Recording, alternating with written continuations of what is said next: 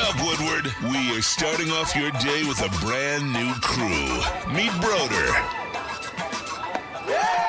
I can't control my arms sometimes. My limbs are just kind of flying. Detroit Kool-Aid. Fired up! Y'all got Kool-Aid. I'm fired up! But with the Wake Up Woodward crew, he's actually a part of the family. Flannel Sam. Ask me about my wiener.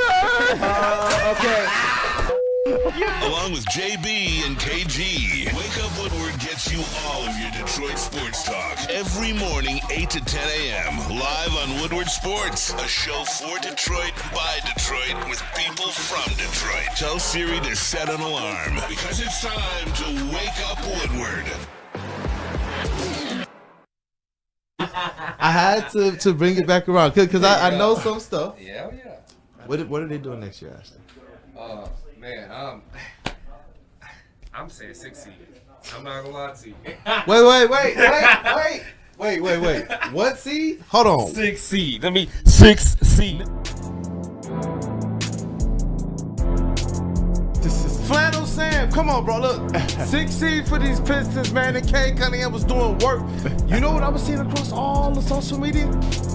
That this man has already ascended. He is now on superstar status, and that there was absolutely nothing that the Hawks could do to stop him, man. Absolutely nothing. You know, I might have to rethink my whole take that Cade Cunningham might not be the starter of the All-Star game. I'm thinking maybe he should with the way he played at Houston, way he played at Atlanta. Nice little passing of the torch because he's already better than Trae Young. Already, man. And when we started to ponder some of these things a couple years ago, people called us crazy. And you know what, man? Shout out to this Pistons team. There's so many people we're going to talk about today. You know what, JB Smooth? Let's start this thing, man. What up, though, people? It's not the Woodward Heavyweights. Wait Welcome a minute. Hold to on. Wake Up Woodward, man. We appreciate you guys for choosing to kick off your day with the WUW Crew. It's your boy Brandon J, a.k.a. Detroit Kool-Aid, your credential Pistons reporter and writer for the network. Hey, another ball knower, Flannel Sam right here, Red Wings correspondent, all sports knower. Brother, the Pistons. You talk about another narrative game for many different reasons. The 6th seed, you get the Detroit Pistons and Cade Cunningham making another all-star type statement. Yeah. And then when you talk about point guards in the East and point guards in the NBA, it's starting to seem like Cade Cunningham is taking these matchups a little bit more personal. I was about to say, I said it yesterday, and it's kind of a personal vendetta. I don't like the Hawks. I don't like Trae Young. Never have, never will. And I do think that Cade Cunningham, even though he's obviously hasn't proven as much as Trae Young, is having a much better season, is a much better type of player. I like him moving forward as somebody that you can win a championship with more than a Trae Young. And last night, Cade Cunningham badly outplayed Trae Young. Was it all Trae Young's fault the Hawks lost? No, not necessarily. I mean, Bogdanovich and DeAndre Hunter were Duke booty as well. But hey, we got to give guys like Asar Thompson some credit for that. You know, Bro, he played great perimeter defense. People were highlighting on some of those possessions how Asar Thompson was defending everybody. On every pick and roll, it was switch.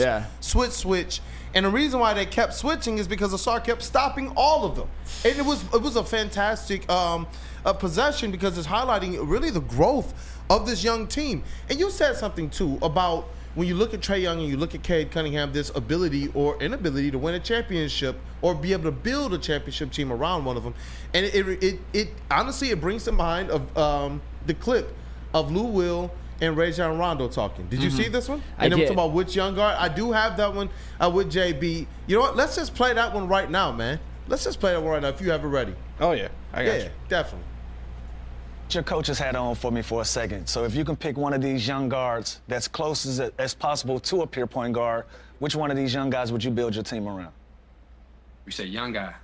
Well, give me a pure point guard, anything. No, I got you. Okay, young guy. A young guy. I got to go with young. I mean, there's a lot of great young talent. I mean, obviously you can't. It's not a lot of pure Can't point understand guards out there. A lot of these point guards now, hybrids. They really scoring guards. Pure Like, I point love guard. Cade Yeah, Cunningham, but Cade Cunningham, Like I said, so Halliburton's I kind of feel a pure point guard type.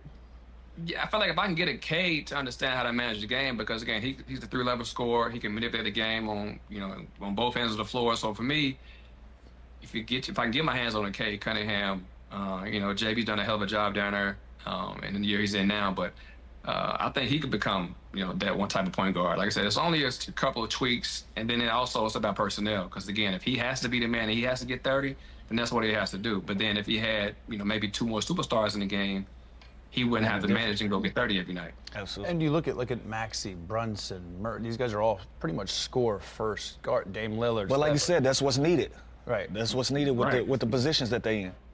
Hey, so Flannel, it's not just I love the smile, but it's also NBA players who feel the exact same thing. And it's like, you know what? When I heard that, it was interesting that Rajon Rondo, one of the best facilitators the NBA has seen, he said, you know what? Yes, he can get the 30. That's what's needed. And that's something we've talked about. Like, look, bro, if it's needed, go out there and get it until they put a little bit more around him. But when he needs to facilitate, he can also do that too. And I do believe games like last night and where this team is trending to is going to continue, to be the reason why I say this guy is not just a star but a superstar. I believe all NBA is in his future this season. In the beginning clip, shout out to Ashton, the trainer. He was asking for the 6th seed video. We had to get it. The first time he said it, it was right here in these studios. Actually in Studio B, but it was right here at Woodward Sports, man. So shout out to them as well. Yeah, and I think that the Pistons will hold on to this 6th seed. I understand that there's still a lot of season left. I mean, the All-Star break hasn't even happened yet, but I like how this Pistons team is trending a little bit better than the Hawks. And I understand that the Hawks, they've got some other talented players like DeAndre Hunter, like I said, who despite last night is having a heck of a year. Jalen Johnson as well. Obviously they still got Clint Capella. But I think when you look at the top player on both teams, I like Cade moving forward, and even right now, a lot more than a Trae Young, because Cade Cunningham, first of all, he's bigger, and that plays a huge role in the NBA. He's 6'8", he can see the whole court, he can pass, he can score at all 3 levels, as Rajon Rondo is eloquently alluded to in that video. His basketball IQ is off the charts. He's getting more experience playing in big games. And when it comes to Trae Young, I just don't think he's always very self-aware. And he's got size limitations. I said yesterday, he thinks that he can shoot like Steph Curry. He can't. Can he get on heaters? Absolutely. But he can also have nights where he shoots like 2 of 11 from 3. And it happens a little bit more often than you would like. So Cade Cunningham, better than Trae Young. The Pistons, I think, will finish higher in these standings than the Atlanta Hawks. And I think it's going to be that way moving forward. The Hawks will continue to kind of toil in that 6 to 10 seed range. And hopefully the Pistons can even elevate more as they continue to develop their younger players and continue to maybe make some splashes. Hey, you know what? I see you, Dante151, 199 super chat. No Lions talk. No. Just Pistons talk all day. Listen, we got to talk AG as well. We got to talk Lions press conference as well. But you know what? I see you in the chat. Ashton, the trainer, is in the chat. Shout out to you, Rank Management, Coach Jay, Cannon, and all you guys, man, who took chances repeatedly on us and continued to support us. We appreciate you guys. And to be able to see this happening right now for a guy like Cade Cunningham, who continued to reiterate, I want to have success in the NBA, and I want to be able to have it right here in Detroit. That's really the makeup that I'm seeing of this squad. Remember, even the 3 free agents, no matter how you feel about one of them, Chase, all 3 of them have ties to here. All 3 of them want to be here. And Jaden Ivey even too, I can't wait till he's back and being able to enjoy and contribute to the success that they're having. But they want to be here. They want to get it this way. They want it to be, you know what, we know we've proven it. We know we've taken it from everybody. And that's what we see from the Detroit Pistons right now. That's what we see from them. And the best thing about last night too is you also looked at, and this is just this game, you look at the Hawks, and a lot of that was because of what the Pistons were able to do defensively, because of guys like Asar Thompson and even Isaiah Stewart, who had a major impact on a game where he only scored 2 points by grabbing 12 rebounds and three blocks. You saw a lot of Hawks supplementary pieces struggle last night. You saw DeAndre Hunter have one of his worst games of the season. You saw Bogdan Bogdanovic, who's a damn good role player, go 0-for. You saw Jalen Johnson get 17 points, but on 21 shots. With the Pistons, it was different. With the Pistons, you saw Simone Fontecchio even, welcome to the season, had a really good first half. I saw your text, what JB, happened? where it's like Simone Fontecchio is one of their leading scorers last night. Hell is frozen over. Well, that water found its level in the second half, but still, Malik Beasley continued to do what he's done. 19 points, 5 of 11 from 3. I mentioned Isaiah Stewart. Jalen Duren with yet another double-double. Asar Thompson, in a lot of ways, dominated that game from start to finish on both ends of the ball. It was just Cade and his supplementary pieces showed up, and Trae Young and his did not last night. Except for like a Dyson Daniels, he was good. But still, overall, the Pistons looked like the better team, the better roster, the more talent, the better star, and you just love to see it. Offensively, I saw Dyson Daniels. Did anybody see him defensively? Fair. I was told he was the Fair. Cade stopper. Fair. That's what I was fair. told. But you know what? I'm starting to hear this more and more. And there was, in that opening clip, there was some tweets from across the social webs, both locally and other areas, other people, especially from Atlanta area. And they were like, guys, this dude does look like a legit superstar. Effectively, the flashes that people have seen over the last few years of his career, I think it's just now starting to hit home. And obviously, it's like we've all said, when you win, you will get that type of attention. You will get people to tip the cap as well. So that's what we're seeing right now. And people are now looking at Cade Cunningham and realizing it's crazy to see the conversation go from, man, is he an all-star to, is he an all-star starter to, man, is he all-NBA?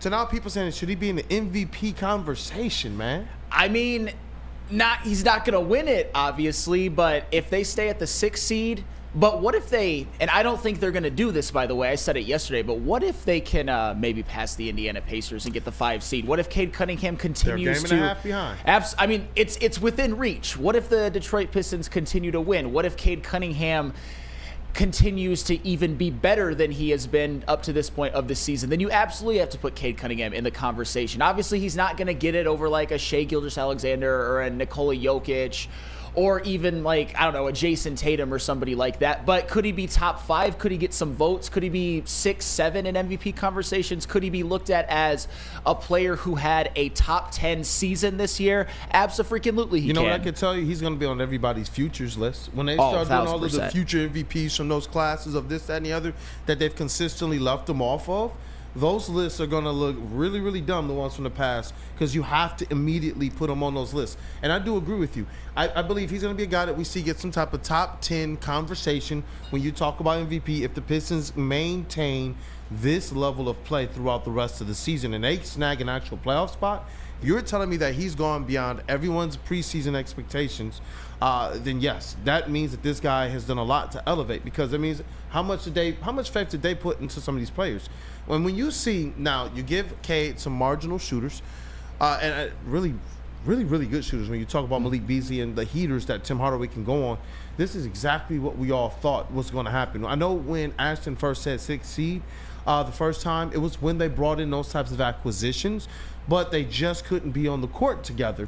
And it stunted their development. And one thing, the reason why, excuse me, I too believe this 6th seed is going to stick is because of something we've been saying all season. Even before the Pistons really started to hit their stride, the one thing we kept saying is this. This Pistons team is more stable than a lot of the other teams they're going to be competing for in the play-in or for that last spot in the regular playoffs, that 6th seed. The Atlanta Hawks, the Miami Heat, the Chicago Bulls, the Philadelphia 76ers, the Brooklyn Nets, Charlotte, there's going to be trades galore. And some of them are for their top people. The last 2 trade deadlines, Trae Young has come up at in rumors and such.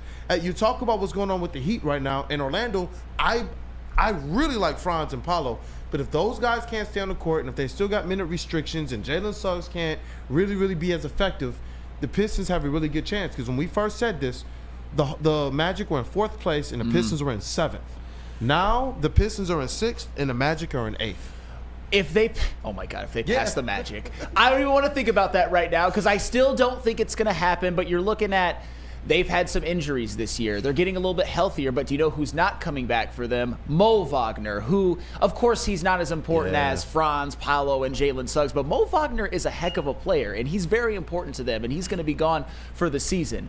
We shall see. And I saw in the, I haven't seen this poll, but Chuck Brewer says that Cade Cunningham is 6th in the MVP poll right now, and I actually think that's a pretty good spot for him. I think he has the narrative on his side because you look at you look at this roster, we know what some of these guys can do. We know about Ausar Thompson. We know how good Malik Beasley has been. But when you just look at some of the names, a lot of people who are tapped into the NBA but don't really follow the Pistons will look at this as Cade Cunningham is carrying a roster that a lot of other stars don't have, and that's actually true. But I think their roster is better than people think. Pretty good ball players, man. Absolutely, it's better than people think that it is. But in terms of MVP narrative, I think Cade Cunningham has that on his side. He doesn't have a second star. Yeah, and you know what? I'm so glad that Jalen Duren has his development staff right now, and that a rookie like Ron Holland doesn't have to enter this organization and face all of the pressure that Ausar Thompson did his first season. You know what I'm saying? Yeah, so it just allows Ron Holland to be able to be a rookie, to go in there and just give us 100% with your minutes, whether it's 5 or whether it's 15. And I love what he's bringing to the table, especially defensively. He told us when we were able to speak to him this offseason, hey, what's something that you know will translate day one? He said, my defense. He didn't even hesitate. He said, my defense will be there. Then he's like, my effort, my hustle, and whatever they'll give me on offense. And I love that about him. He said, you know, whether I get the minutes or whether I don't, I'm going to make sure I'm going all the way for my teammates.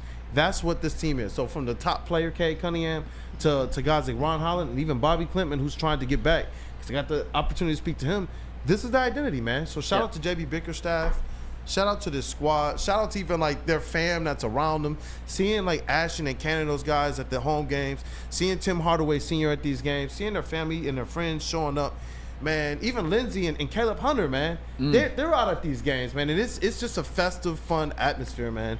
Shout out to the Pistons. Shout out Lindsey Hunter, friend of the network for sure. But and this is from Dante, not 151. Thank you so much for the super chat. Here's a fun stat: the Hawks finished going 6 of 38 from three, while the Pistons went 12 of 34 from three. The only thing I will say that the Pistons need to improve on is not giving up turnovers late into the game, and that's fair. But yeah, you saw the Hawks last night. You saw, and a lot of this was them having a cold shooting night, but a lot of it was just the defense that the Pistons were playing on the perimeter. You saw DeAndre Hunter and Bogdanović, they were awful from three. They played maybe their worst games of the season. Seriously. Bogdanović is good. DeAndre Hunter's a damn good player. He was awful last night. And the Hawks were awful from three. Yes. Bro, the Pistons have just been playing better defense. Their differential and their points per game given up, I believe, is both top 7 in the East right now. So it coincides effectively with where we see them ranked 6th seed right now. And I see the Real K77 199 super chat. Did you read that one already? No. Oh yeah. He says Pistons winning 50 games. Book it. I know KG. He said at the beginning of the season, what was it? 40 games for you? 35. 35 games. I think I had 30 to start the season. If everything went right, I was like, hey, we'll dance in the sun. But you've been bullish on them all season. KG saw some, especially with Cade. Just when you talk about him and Grant Hill, he's definitely earning that comparison. And when you get to the playoffs, when he earns that and he earns that All-NBA, that's when you open up the full conversation. Where you got to start is this. You can't start with what Cade doesn't have that Grant Hill had. You also have to look at what Cade does have that Grant Hill doesn't. Even though Grant Hill was a triple-double threat, Cade is getting triple-doubles like it's his middle name. Absolutely. Cade's assist totals are insane right now, even compared to Grant Hill. His numbers are more compared now to one Zeke. So it's just like, you continue this thing, and Cade is going to just continue to write his own legacy. And he wanted it this way, right here in Detroit. Hey, you love to see it. And I love that he's finally reaping the benefits of a coach who wants to be here, of a roster which is more conducive to what he does best, the players around him, the veterans like the Malik Beasleys of the world. You love to see it. I felt so bad for him watching him last season, watching him play his ass off and continuing to have the team come up short. But this year, with the way that they've turned it around, they already have 9 more wins this season than last year. That's absolutely incredible. Whoever said that they were going to win 50, they won't. But that's more than okay. If they win 50 games, if they win 50 games, they'll pass the Knicks. We can get hope. the 3 seed. We can hope. There's no way. Listen, you know how many wins Cade Cunningham has won? The most wins he has in any given season? What's that? 23. This one and his rookie one with Jeremy Grant. Why'd I even have to ask that? I obviously knew that. One more stat for you. I was waiting. I was like, is he going to say it? I was waiting on the edge of my seat. But, man, All right, we got to get into the next segment. Yes. We definitely do, but shout out to those Detroit Pistons. Shout out to the chat family as well for engaging, man. Seeing all the Cade in the chat. We're going to have to get some type of chants or cheers going for him down at LCA. But to see the support for the Pistons and them winning is definitely epic, man. So shout out to you, chat family. Some's telling me as well, they're going to find a way to work out the 6 seed, brother. Hey, they're going to work out the 6 seed. And if you guys need to work out, you go to Planet Fitness, of course, because it's where your fitness is essential. They have 50-plus Metro Detroit locations. And you know what? If you are sticking to your New Year's resolution or you have already not, if you've already not followed through but want to get back on it, go to Planet Fitness, of course, because they've got the cheapest memberships, only $15 a month for the regular standard version, but you can upgrade to the Black Card for $24.99 per month, where they have, in my opinion, the most beneficial amenity, which is you get the chance to work out at any Planet Fitness across the world. So no matter where you are, there's a Planet Fitness nearby. It's Planet Fitness, where your fitness is essential. Essential. Stop searching for a vehicle and start finding one. Les Stanford Chevrolet Cadillac makes it easy. We harness the power of multiple dealerships and own the biggest selection of GM brands in the area to get you the car you need. With the Les Stanford Group, you'll have access to 4 different dealerships, providing you with more makes, more models, and more choices. We're connected to more than 1,000 vehicles, and with so many high-quality CPO vehicles available, you'll find new car quality at pre-owned prices. You can start and end your search at lesstanford.com today. Big injuries, big news. Twice a week, Dr. Jeff Pierce from Michigan Sports and Spine joins Woodward Sports Network for the Injury Insider Report. Big D Energy Tuesdays at noon, and Ermanni and Edwards with Maz Thursdays at 3:30. Get expert analysis and in-depth breakdowns on the latest sports injuries from the man trusted by top athletes in the community, like D-Mac. Whether it's the Lions, Pistons, Tigers, or Red Wings, Dr. Pierce talks us through it all. Don't miss the Injury Insider Report with Dr. Jeff Pierce, your go-to source for understanding the impact of injuries on the games and players we love. Only on Woodward Sports Network. Scan the QR code on the screen or go to MichiganSportsandSpine.com to see if Dr. Jeff Pierce can help you. How do people feel about getting a Planet Fitness membership for $15 a month? How do they like working out in a clean and spacious gym that's filled with equipment for every workout?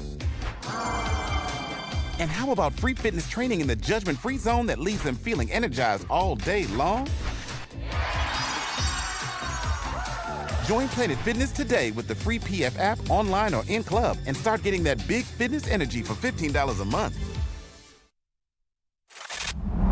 Love Woodward Sports? Love wearing clothes? Then you should be wearing Woodward Sports clothes. Check out our full line of merch at woodwardsports.com. Just click on Shop. We have all your favorite designs, like Dan Campbell kneecaps, Woodward Golf, and of course, our own logoed out merchandise. Men, women, infants, kids, all love Woodward Sports. Impress your friends. Impress your boss. Impress your dog. Buy Woodward Sports merch today.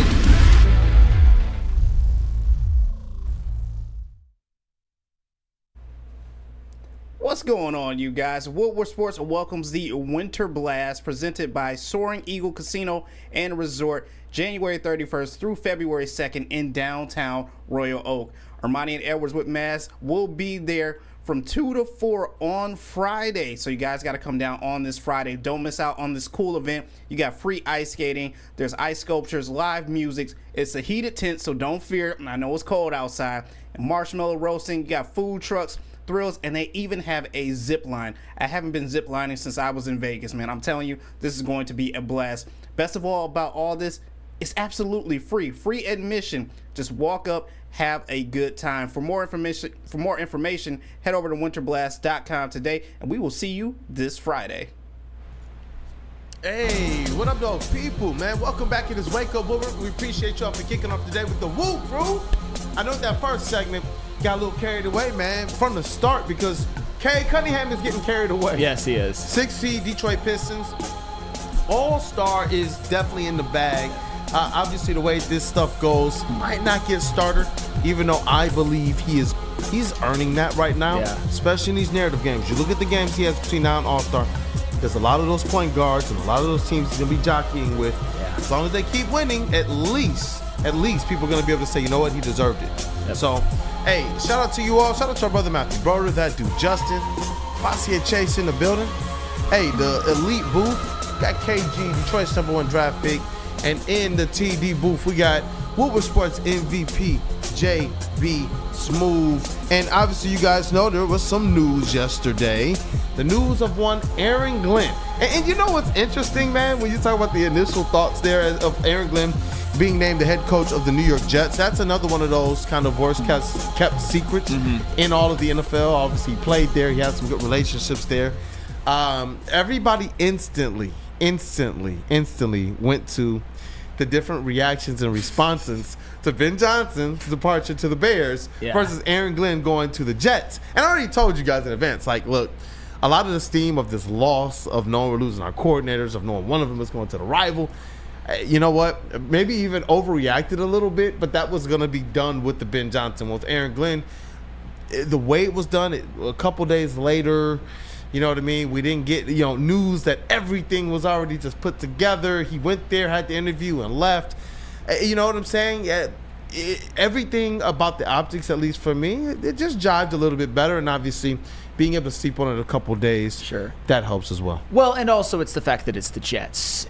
We don't have to really, as Lions fans, concern ourselves with the Jets because I don't believe they play them next year. And so I guess the only time we would be seeing them next year is in the Super Bowl, and I don't think the Jets will make it that far, even though I respect Aaron Glenn. But that's also the thing with the. You mean after we beat the Bears in the NFC Championship? Oh yeah, that's right. But the thing is, with Ben Johnson going to the Bears, Ben Johnson is going to be directly in the way. You're going to face his team twice a year. Ben Johnson is trying to build his team up to where they can come at the Kings of the North, which is the Lions right now. So it does sit differently. And one of the other things I thought of when it came to Aaron Glenn getting the head coaching job is that, like Ben Johnson, what Aaron Glenn did this year made it so that I believe he deserved a head coaching opportunity. He was, for the most part this year, absolutely spectacular. He was the archetype of that defense or the architect of that defense that continued to play well even when the injuries hampered them. I mean, you look at Alex Anzalone missing 7 games. Think about this, guys. If you would have told me before the season that Alex Anzalone would miss 7 games, Hutch would miss 12, Iffy would miss 14, Aleem would miss 3, Davenport would miss 15, and Carlton Davis would miss 4, what would you have said if I would have also told you that the Lions would still be 7th in the NFL in points allowed per game? What we would have said is you're on drugs, 1, and 2, Aaron Glenn must have done a heck of a job. Well, we weren't on drugs because it happened, and Aaron Glenn absolutely did a spectacular job because you look at just how they were able to do it. 1, Aaron Glenn knows defensive backs, and one of the reasons why the defense was able to continue to play well was because of the development of Brian Branch and Kirby Joseph, of course, because those two were your best defensive players who also were healthy throughout the season. And Kirby Joseph, for a while, was being talked about as maybe defensive player of the year. And Carlton Davis for a large part of the season, Carlton Davis, absolutely. Carlton Davis, 100%. The reason I didn't mention him was because he was another one who missed some games. But he played most of the season and played very well as well. But you also look at just the 4 times that the Lions held teams under 10 points, including the last game of the season, while the Lions were decimated by injuries against a fully healthy Vikings offense, only giving up 9 points, being stout in the red zone, having a game plan that completely flummoxed Sam Darnold, that rendered Justin Jefferson relatively ineffective, that rendered Jordan Addison pretty much useless. That was Aaron Glenn. That was Aaron Glenn knowing his personnel and knowing the Vikings personnel. You love to see it. You look at the 4 additional times where the Lions allowed less than 20 points, which some of those games were while they were healthy and some were while they had some injuries, including going to Lambeau Field and doing that against the Green Bay Packers and pretty much flummoxing Jordan Love. Aaron Glenn did a spectacular job this season, and he deserved to get a head coaching opportunity. Is it going to hurt to lose him? Absolutely it is, but it's the life of being a good team with good coordinators, and it does make it easier to stomach that it's the New York Jets, a different conference, different division, as opposed to the Chicago Bears, who are in the same division. Yep, and completely different paths to the Super Bowl. We meet each other there. Yeah. And so overall, the story as well. I can understand the story with Aaron Glenn. But ultimately, for me, as it relates to the Detroit Lions, I love what's next on there. So I will hold how I feel about Dan Campbell and this regime moving forward. But JB Smooth, you are the voice of reason here on this network, man. Obviously, my first initial reaction went to just the different receptions between Ben Johnson and Aaron Glenn, how fans kind of greeted them on their way out. But what about you, man? Aaron Glenn to the Jets, head coach, man. And he wants Aaron Rodgers to stick around too. Ew. I don't know. I don't think I'm in on that with the whole Aaron Rodgers thing. But yeah, it definitely was a different reception. I don't know. Maybe it was just because, as I said, Ben Johnson was kind of like that first knockdown blow that we got, that now this one doesn't seem to hurt as bad. Or maybe we just kind of had in our mind that Aaron Glenn was automatically going to be gone after this season. But I'm happy for him to see him go over to the Jets, an organization that drafted him years ago. So now he can implement his style there to this team. As Flannel says, we're not worried about him, because if somehow, some reason they make it to the Super Bowl, then we'll face them. But other than that, I don't think that is ever going to happen. I'm sorry, AG. But like I said, once again, I'm still happy for you as well, too. But as of right now, guess what, bro? You're the enemy. I'm sorry, but you're the enemy now. I appreciate everything that you've done for this organization, this franchise, but hey, you're the enemy now. Hey, KG, man, because I know you didn't quite like all the receptions, how everyone was treating Ben Johnson.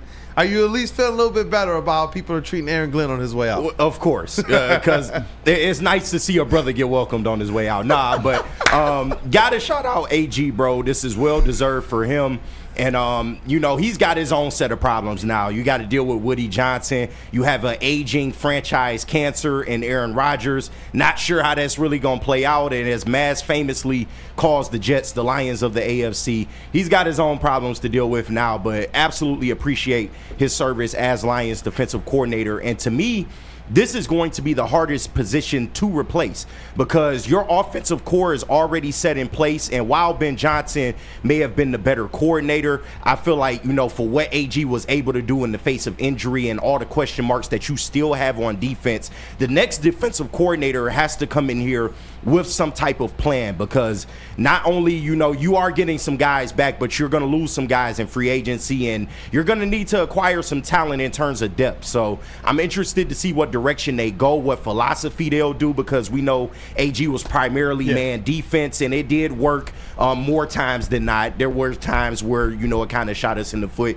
Do you switch to a zone? Do you go 4 down linemen? Do you want to switch to 3 down linemen and have more in coverage?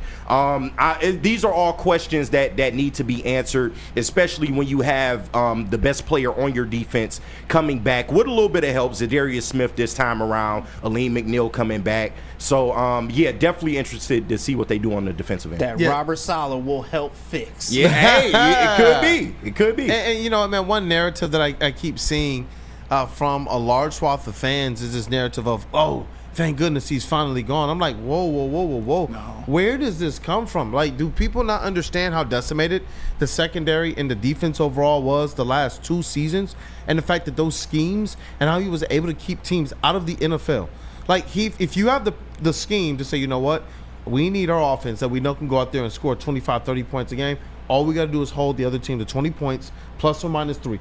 How much of that was a refrain last year that started last season, and it carried and made its way into this season, in large parts to even greater degree? You called out the numbers. Yeah. How many times they held teams under 10 points and then under 20 points? A lot of that has to do with what Aaron Glenn was bringing to the table, even after he started to lose some of his best defensive players. Well, and that's the thing, is that both things can be true. I said this the day after the game, and I mentioned it at times throughout the season. I had some questions about this defense because of the injuries being enough to get them to win the Super Bowl. That being said, one of the reasons that they were still Super Bowl favorites is because they were still able to maintain the 1 seed despite all of the injuries. Aaron Glenn is as big of a reason as anybody why the Lions were able to get the 1 seed. And then you look at certain games. Another game that I have to point out as well, where they didn't hold an opponent under 20, where they gave up 23, was the game against the Houston Texans, where Jared Goff threw 5 interceptions. It was the defense being able to hold C.J. Stroud and that Texans offense, and to basically completely shut down Joe Mixon, particularly in the second half, that made it possible, despite the turnovers, that the Lions were able to come back and win that game. So there were many situations where Aaron Glenn either didn't have had injury issues, where the offense didn't do them any favors, which didn't happen often, but it happened in that one game where Aaron Glenn's defense was still able to come through. And in the case of that Texans game, you had both.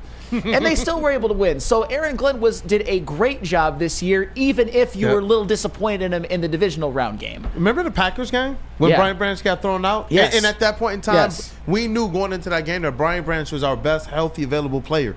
And it was just like, nope, we still won. You remember waiting for Zadarius Smith, like, man, no, can he just play now? And it was like, nope, we still won. And it was just like, wow, let's get it. And a lot of that, it has to do with not just who Aaron Glenn is, but obviously how these players execute. But like we hear with the Pistons saying about J.B. Bickerstaff, putting them in the right position to succeed, making it very easy to understand.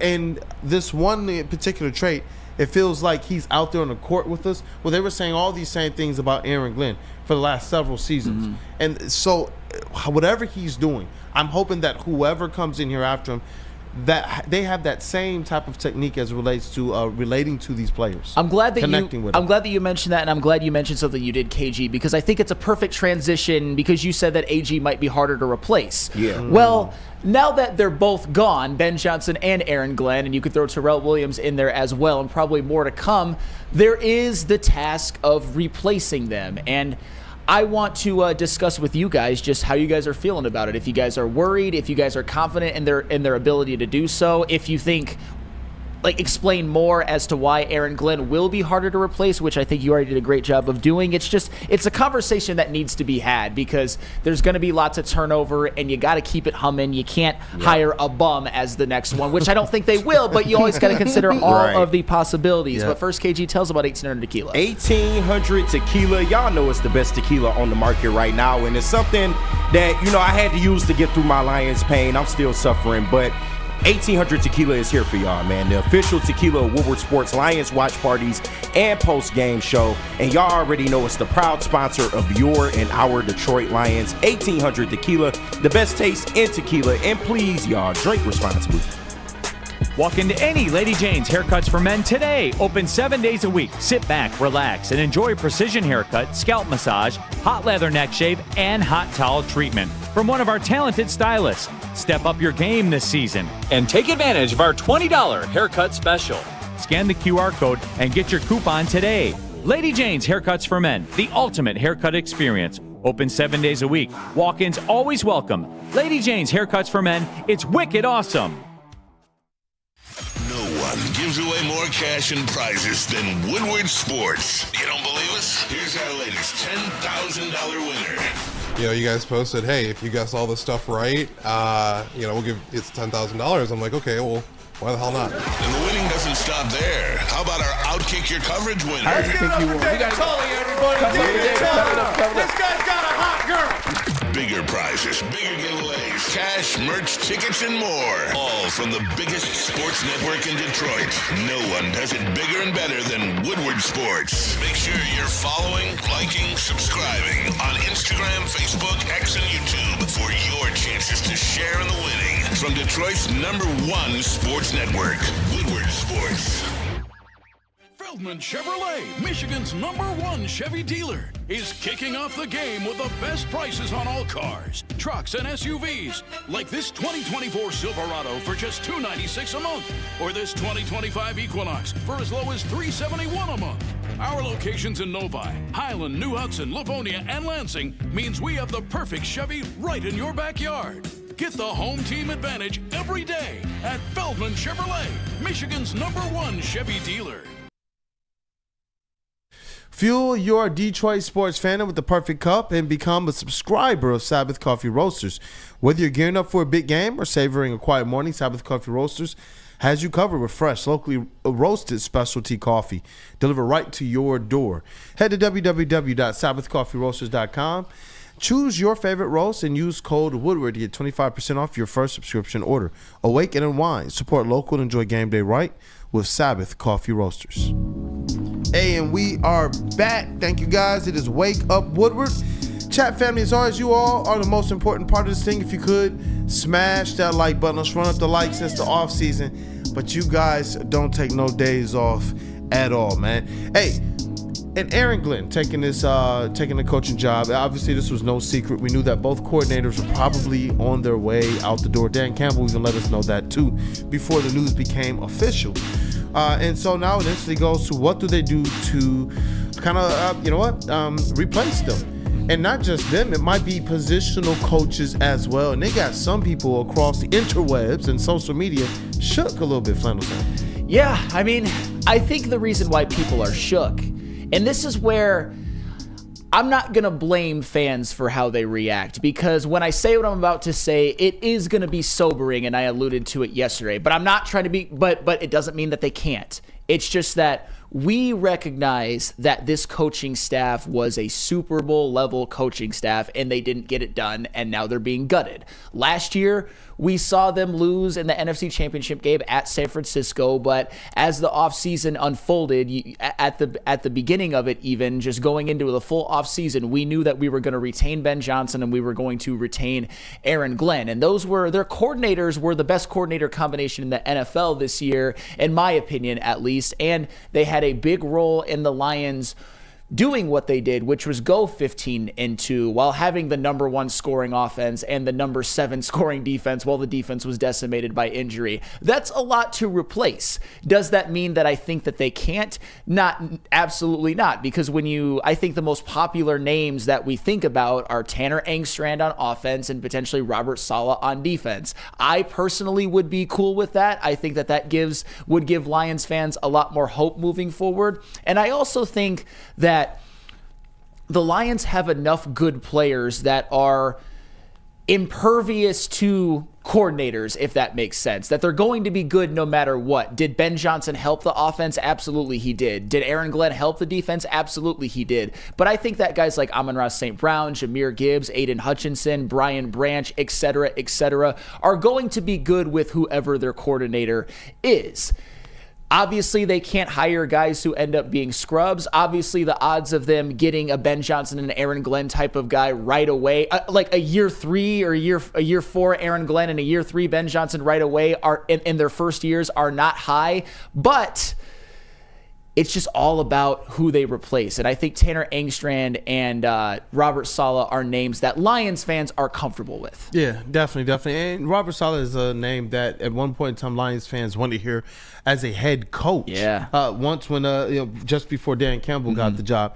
And so to see someone like that, obviously the roots here in Dearborn, Michigan, and understands when you talk about that identity, who can you go out there right now that you know right now has that identity that matches with Detroit? It's going to be a guy who lived here in Metro Detroit, a guy who understands what it meant prior. Yeah. I love the fact that Dan Campbell, even if fans sometimes want to say, leave the past in the past, Dan Campbell was one of those guys who continued to go back and talk about those narratives. It's what even pushed him to say, you know what, I want those black jerseys here. And so to have somebody who understands just how much having a winning Detroit Lions football team is here and understanding that level of aggressiveness, because that's what I want to make sure isn't lost. Aaron Glenn had them boys flying around out there hitting. Aaron Glenn had those guys out there legitimately taking to heart what Dan Campbell said day one in that press conference, man. And they were going out there and they were effectively the epitome on the field of biting kneecaps. And when you get knocked down, getting back up to the tune of your first string, your second string, your third string. And now we're going to getting other people from other people's practice squads to try and make up. And they all just continue to bring the same level of aggressiveness. I'm hoping that whoever it is, they maintain that for the team ahead. Yeah, and with Robert Saleh, just giving an example, you saw what he was a successful defensive coordinator for the San Francisco 49ers, helped them get to a Super Bowl in 2019. Mm-hmm. His tenure as the Jets head coach wasn't necessarily the best, but when you talk about these past couple of years, not this year, and we'll get to that more later, the Jets' defenses were usually pretty good under him. And I think he had a role in being a defensive coach, helping guys like Quinnen Williams and Sauce Gardner really develop. And Sauce Gardner, like I said, more on him later. He took a big step back this year. But the point was, for the most part, under Robert Saleh, the Jets' defense wasn't really the problem. It was the fact that they had Zach Wilson as their quarterback and whoever else was there. Whoever else was there. Mike White or Joe Flacco. Mike White, yeah. Mike White, yeah. But yeah, Robert Saleh is an interesting one. I'm seeing Wink Martindale. They out they fucking mind. Talk about Wink in the chat. I love y'all. Y'all out y'all mind. No. I saw it a couple times. I don't want. You know what? I actually like Wink Martindale at Michigan right now. I think that's where he should be. But you got to think he's eyeing the NFL. He wants to get back in the NFL Not with the somehow, Lions. some way. And like, if you could kind of ease him from Michigan to Detroit, the Lions, like, nah, I'm straight. I don't know, Flannel. This is your Michigan guy, so keep what him do you in think? college. He was good. I don't know. Certain times it didn't look so great, but at the end of the year, and I think over the totality, Wink Martindale certainly wasn't the problem. It's just that he wasn't. He had some struggles in Baltimore and New York that maybe went a little bit under the radar. Yeah. I would prefer Robert Saleh or whoever. We don't even know. I'm bringing up Tanner Engstrand and Robert Saleh like they're already hired here. It's just that the point I'm trying to make with that is that you can't just dismiss this as, oh, no matter who coordinator they're going to hire, everything's going to be fine. I think that in terms of them making the playoffs, in terms of them still having a great roster, they can pretty much hire whoever and it'll be fine. But in terms of them remaining the NFC North Divisional champs, in terms of them being in that Super Bowl window still, it is important who they hire because good coordinators was one of a huge reason why the Lions were so good next year. And you can't just dismiss that as nothing. I look at a Tanner Engstrand and a Robert Saleh as like, okay, I'm cool with that going into the offseason. That's why I bring them up. I like that. When you talk about kind of, I wanted to be able to revisit what KG was talking about, being easier to replace an Aaron Glenn than a Ben Johnson. Or you said it would be easier to replace Ben Johnson than Aaron Glenn. Yep. Yeah, I wanted to be able to talk about that a little bit more because Rod Beard said something very, very interesting yesterday, too, in terms of Ben Johnson being asked to basically step in with his innovative mind and having the space to be able to spread his wings, but really taking over a vehicle that Dan Campbell had probably already put together from an offensive standpoint. And so I did want to be able to hear a little bit more from you. I see Tyler Roy in the chat with a $9.99 super chat. He says, I love you guys. What is insane of most of these injuries are on track for all of them hopefully returning. The Lions will be insane next year. And Kool-Aid, will the Pistons make a big trade? Hey, you know what? We'll talk about that maybe towards the end of the show, but thank you for the super chat. Thank you guys for all of the support. And you're right, man. The Lions players that are out there are all on track for being able to return for next season. So yeah, I wonder about Aleem at the beginning of the year, but Aiden Hutchinson, I mean, he was talking about coming back for the Super Bowl, so I don't think he will have any ill effects. I don't know if he would have come back for the Super Bowl, but the fact that he's walking around on the sideline and a broken leg, the way that he broke it is not as severe and doesn't have the recovery time as a torn ACL. But yeah, KG, go. No, you all good. And y'all in the chat, I love y'all. We good on Wink, bro. I know y'all trying to push that agenda. Me personally, I'm good on Wink, but you got to give Ben Johnson credit because he was able to take this offense to a top 3 offense for the past couple of years. And that's not something that's easy to do. And I don't want to make it seem like whoever comes in is just going to be, just plug and play free for all. But what I do feel like is that this Lions offense is already set in stone. I mean, you look at, Jahmyr Gibbs, you look at Monty, they're going to be here. J-Mo, Amon-Ra, they're going to be here. Jared Goff is going to be your quarterback, like it or not. He is going to be your quarterback for at least the next 3 to 4 years. So I think everything is in place for this offense. And while the chef may be different, the recipe is the same. You run the football. That is the Lions' strength is, investing in that offensive line, being able to run the football, and then being able to play off the play action off of that. So I think ultimately whoever comes in, it should be an easier job to take over the offense because everything is in place and you don't really need to tweak a whole lot. You're going to continue to run the ball. You're going to continue to be that football team, physical up front, and damage teams that way. But defensively, that's a whole different story. One, because you're more susceptible to injuries defensively, and we saw that with AG constantly having to make these defensive lineups week in and week out. Even going back to last year, didn't have C.J. Gardner-Johnson, to start the season and had to get through the season like that. There's been so much thrown AG's way, and the fact that he was able to make this defense pretty damn good. Yes, they weren't the best in the league, but in terms of numbers, I think people fall asleep on they were a very good red zone defense. They were a very good third and fourth down defense. And they just did the little things that were able to keep them in the upper echelon of defenses in the NFL. Like you said, they were a top 10 scoring defense as well. So there was a lot of things that AG did that I felt like, get swept under the radar because of, we gave up so many passing yards, or, the rushing yards toward the end of the year, the team started to gash us. I think that, philosophy is going to be important for whoever the next DC is, because some of the pieces that we have here now may not fit the agenda that the next DC may want. So guys like a Josh Paschal, like a Levi Onwuzurike, where does that leave them? Like a Derek Barnes, like a Ife Melifonwu, who seems to be a specialist in one particular area. So the defensive coordinator has a lot more questions to answer in terms of defense, although you are getting a lot of talent back.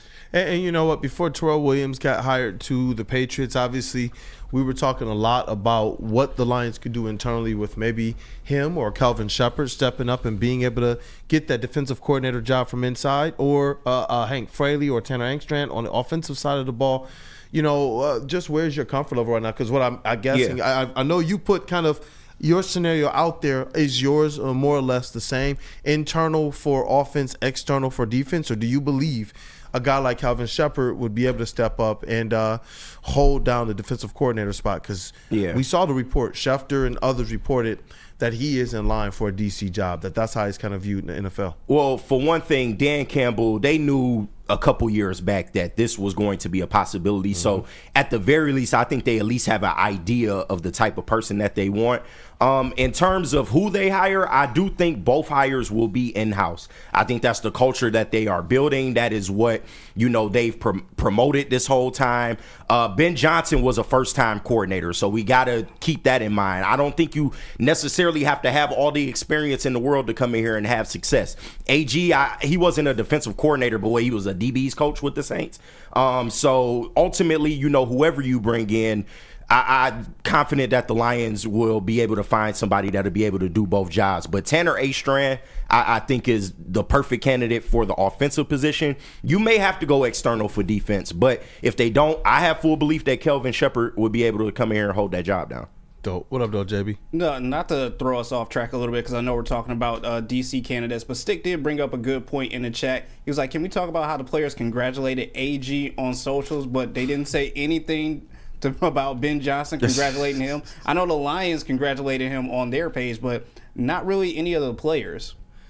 I was wondering, because I saw Neil, did he start a story yesterday or did he not? And then, when you kind of see people push those narratives, it makes you think, but I do wonder how much of it has to do with he's with the Bears right now. I think that the most common denominator right now between the fans and maybe even the players is the fact that he's with a division opponent. He said, I wanted to be in the division. That's what Ben Johnson said.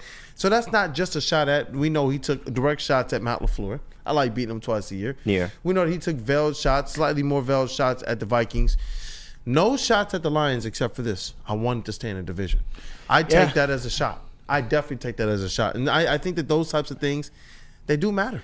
Yeah, I mean, as I said at the beginning, the Bears Ben Johnson is attempting to create an offense with Chicago that is up to par with the offense of the Lions. Will he succeed? Only time will tell. I would probably lean towards no, at least in the immediate future, but still, he is trying to go to a new team in the division and dethrone the Detroit Lions with Aaron Glenn. And I'm not saying that Aaron Glenn made a conscious choice to to avoid. But at the same time, what was available to him, what he wanted to do was go to the New York Jets, who he played for, who have some defensive personnel that is very promising, actually, but didn't exactly play up to par this year, and maybe get them back on track and be on a team that is going to be irrelevant to the Detroit Lions moving forward. I do think that makes a difference. I do think it makes a difference that David Montgomery, who posted that thing on his social media, played for the Bears and probably feels like the Bears held him back in a way that the Lions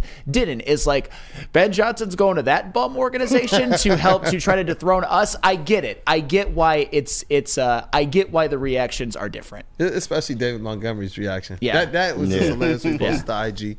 And even, Amon-Ra, who tried to add some levity and clarity to the situation, and probably the most balanced viewpoint, you could tell he was still sulking. A lot of people that had a lot to say about how he looked in that video. And so I think that has to play a large part in it, because why? We talked about Dan Campbell being a narrative guy. They've driven this. You hate your division. Yeah. Those guys are the rivals. And that just is what it is. So, hey, what did Amon-Ra say? Because we do know some of the interaction. Amon-Ra said he texted him or told Ben Johnson, like, I'm looking forward to kicking your tail 2 times a year. Yeah. What did he say, that he was gonna like F you guys up, and Ben Johnson was like, well, we're gonna F you guys up. Yeah. So it's like that's a little funny interaction there. But yeah, as if you're a Lions player, especially during the era where the Lions are finally becoming a legitimate Super Bowl threat, you have to feel a certain way about your divisional opponents. And I do think that all of those Lions players, they hate the Bears, they hate the Packers, they hate the Vikings. Obviously, the Bears was the only head coaching job that was going to be open because they had bums coaching them last year. And Ben Johnson decided to take that one to help maybe dethrone the Detroit Lions. And the Lions players are going to feel a certain way about it. I don't blame them. The Jets are irrelevant to the Lions right now. Man, some people think, though, that we might be underestimating or taking a little bit too lightly Ben Johnson. I see Jesse Adams at KG. Come on, man. Ben Johnsons don't just grow on trees, man. I'm just saying, Woodward Sports. But the Lions are a Ferrari. The next OC should just come in here and drive the motherfucker. Like, I'm telling you, it's kind of a similar situation to what Brad Ausmus had with the Tigers all those years ago. Their offense is already set up and ready to go. So, like I say, you don't need to change the formula. Just continue to do what you've been doing, and the Lions should still be a top 10 offense in this league just based off the talent that they have on the roster. Well, and that's kind of what I alluded to earlier, Jesse Adams, is that I agree with you that Ben Johnson is a loss, that even a year one Tanner Engstrand, even though I've got faith in him kind of being groomed for this position, might not be the same as a coordinator. I said that I think the Lions, certain players and with the personnel that they have, are impervious to being bad. But I still think they would make the playoffs. But a good coordinator, a good hire is going to play a role in them maintaining those Super Bowl expectations. I get it, man.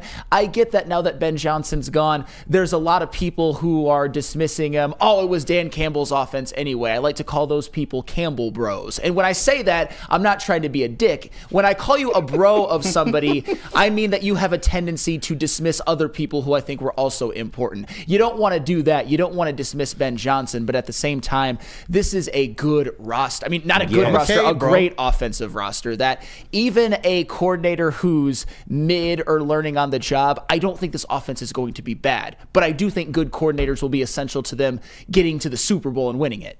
Yeah, like we saw one of their best drives, and shout out to Teddy Two Gloves. It was like, turn around, get a ball to Jameer. Right. It's like, hey, that works. That works, man. The only thing you really need to concern yourself with is being able to play to Jared Goff's strengths. That's something that Ben Johnson came in, immediately did, and you saw the success of that. Like I said, we shouldn't be fearful of first-time coordinators. Would I prefer somebody with more experience? Sure, but Ben Johnson and Aaron Glenn were first-time coordinators that turned out to have success, and now they're head coaches in the NFL. So you got to be patient because there's not a lot of experience out there. So if they have to hire in-house, then you got to trust that the Lions have these guys ready to take the job.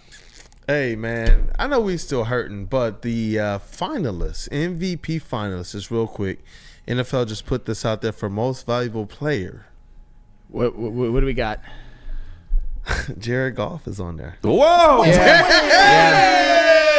Josh Allen, Saquon Barkley, Joe Burrow, Jared Goff, and Lamar Jackson. Yeah, that's who should be, honestly.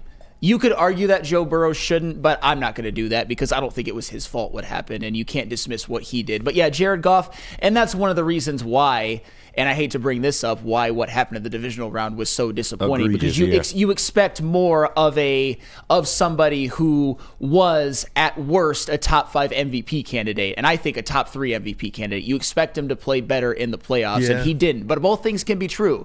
He choked in the playoffs, but he has an MVP case for the regular season. Both things can be true. And listen, Stick, don't kill me. Jared Goff ain't gonna win it. But the fact that he's being recognized as an MVP finalist, I think, you got to tip the cap to that. That's what it is. Really. It's just like, look, the season he had, and you know what? Goodness, he had one playoff run where three playoff games, he played clean. And he was a big reason why they could have gotten to the Super Bowl.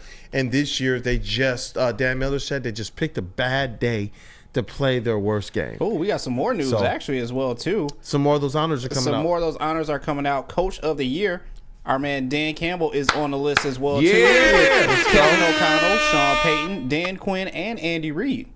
Man, some Dan Campbell coaching tree type stuff. Sean Payton too. That's about who I think should be on it. I think you could maybe make a case for Jim Harbaugh, but at the same time, like, I'm not going to feel bad because of what happened in the playoffs. But you could also say the same. It's a regular season award. I was going to say, wink. And this is maybe where I'm going to say something that's unpopular. I'm not going to really bother myself with if Dan Campbell doesn't win Coach of the Year because I'm still disappointed about what happened in the playoffs. Not because it was his fault, but because it was like, Dan Campbell winning Coach of the Year will maybe put the knife in a little bit more that they weren't able to get it done in the playoffs. Well, at the same time, I could recognize that he's probably the best candidate for it. Give him the Coach of the Year already. What are we doing? That's fair. And the coordinators, man, obviously, the coordinators of the year have been released. Joe Brady, OC for the Bills. Vic Fangio from the Eagles, or DC. Brian Flores, obviously Vikings DC. Aaron Glenn, DC of the Lions, previously. Yep. Now the head coach of the Jets, and Ben Johnson, the head coach of the Bears, previously the Lions OC. That sounds about right. So they're going to get some potential. They're going to get some attention here. Obviously, you wish that it was while they were still playing. Yeah. But with what they have here, they still got a lot of Lions, man. They got a lot of dogs still to make this thing go. As KG called them, a Ferrari. Yep. Hey, but let's talk about Lady Jane's. You know, when there's so much to break down, we blow through breaks, and that's okay. Yeah, and we know that the Lions press conference, we're going to definitely bring you guys the best clips. We're going to definitely digest and break them down. JB Smooth is over there in the TD booth. He has his eye peeled to everything. So, hey, at Lady Jane's, we take the chore out of getting a haircut. Our talented stylists will deliver an industry-leading haircut, a relaxing scalp massage, hot lather neck shave, and that hot towel treatment. You know what I'm talking about, KG? It's open 7 days a week. Walk in anytime. Lady Jane's Haircuts for Men. It's wicked awesome.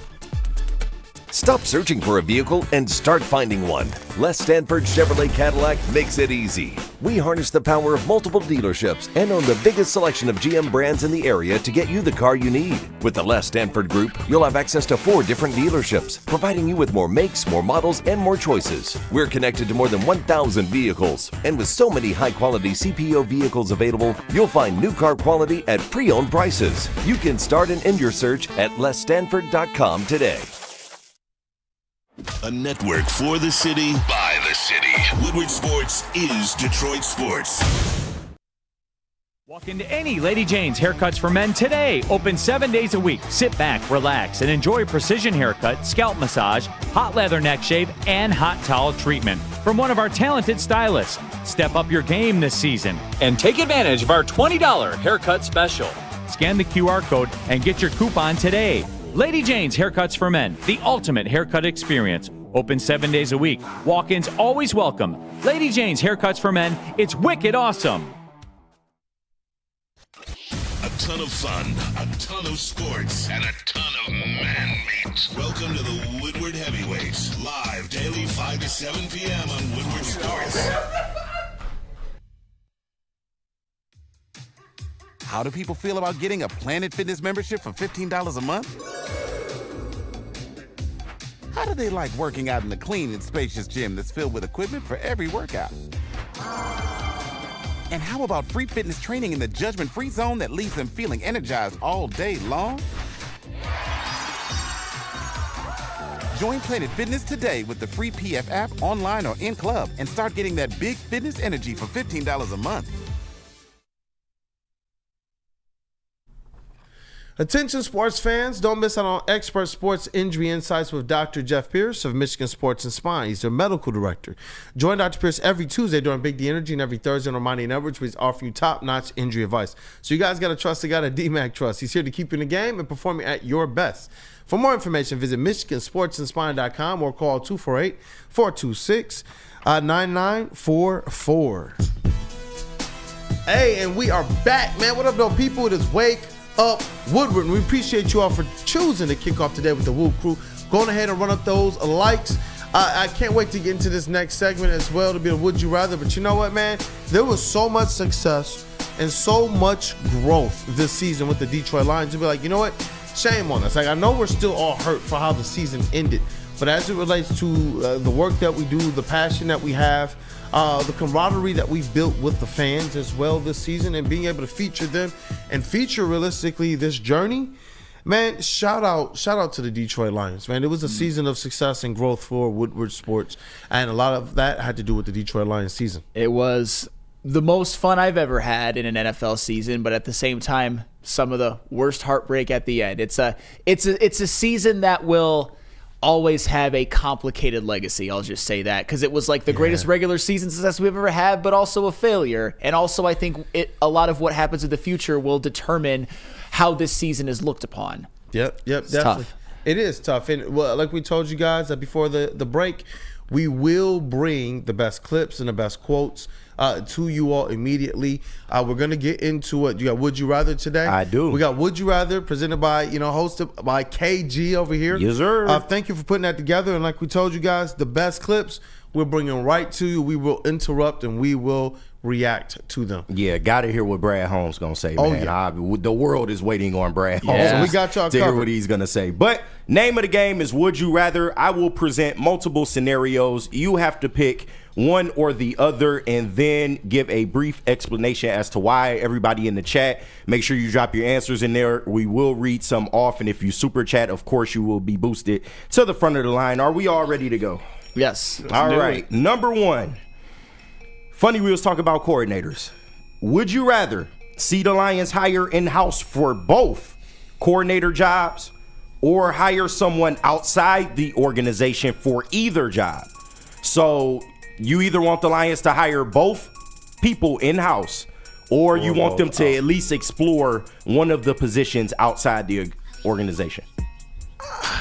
I've gotten so comfortable with them in this long-term plan, and before this became a reality, saying, you know what, guys like Calvin Shepard, guys like Tanner Engstrand, these guys are next up. These guys are being prepared for this. And then you hear that other people across the NFL, they're saying the same thing, people who cover it. So I am for that. I do like, I am tantalized by Robert Saleh, but I'm okay with that, man. Hire both internal. All right. I would probably rather go one outside. I think this is the perfect storm in terms of Robert Saleh being available, in terms of him being a successful defensive coordinator in a past life in the NFL, and also being from the area, being from Dearborn, going to Fordson, going to college at Northern Michigan and Marquette. And I get it, that's kind of like fairy tale type stuff, but the reality is that he's available, he got fired, but he also is a good defensive mind. So give me one outside of the organization. JB, would you rather see the Lions hire in-house for both coordinator jobs or hire someone outside the organization for either job? I kind of want to do one and one, like Flannel said, one internal and then one external, just to get that mix out from an outside perspective in here. That way they can also kind of can join in, butt heads as well too, and kind of get that gel of what this organization wants to do moving forward in the future. So one in, one outside. Chase. I'd rather us hire the best man for the job, whether that be in-house or out-of-house. So, I mean, if that means going out of shop to find the replacement, then I'll be it.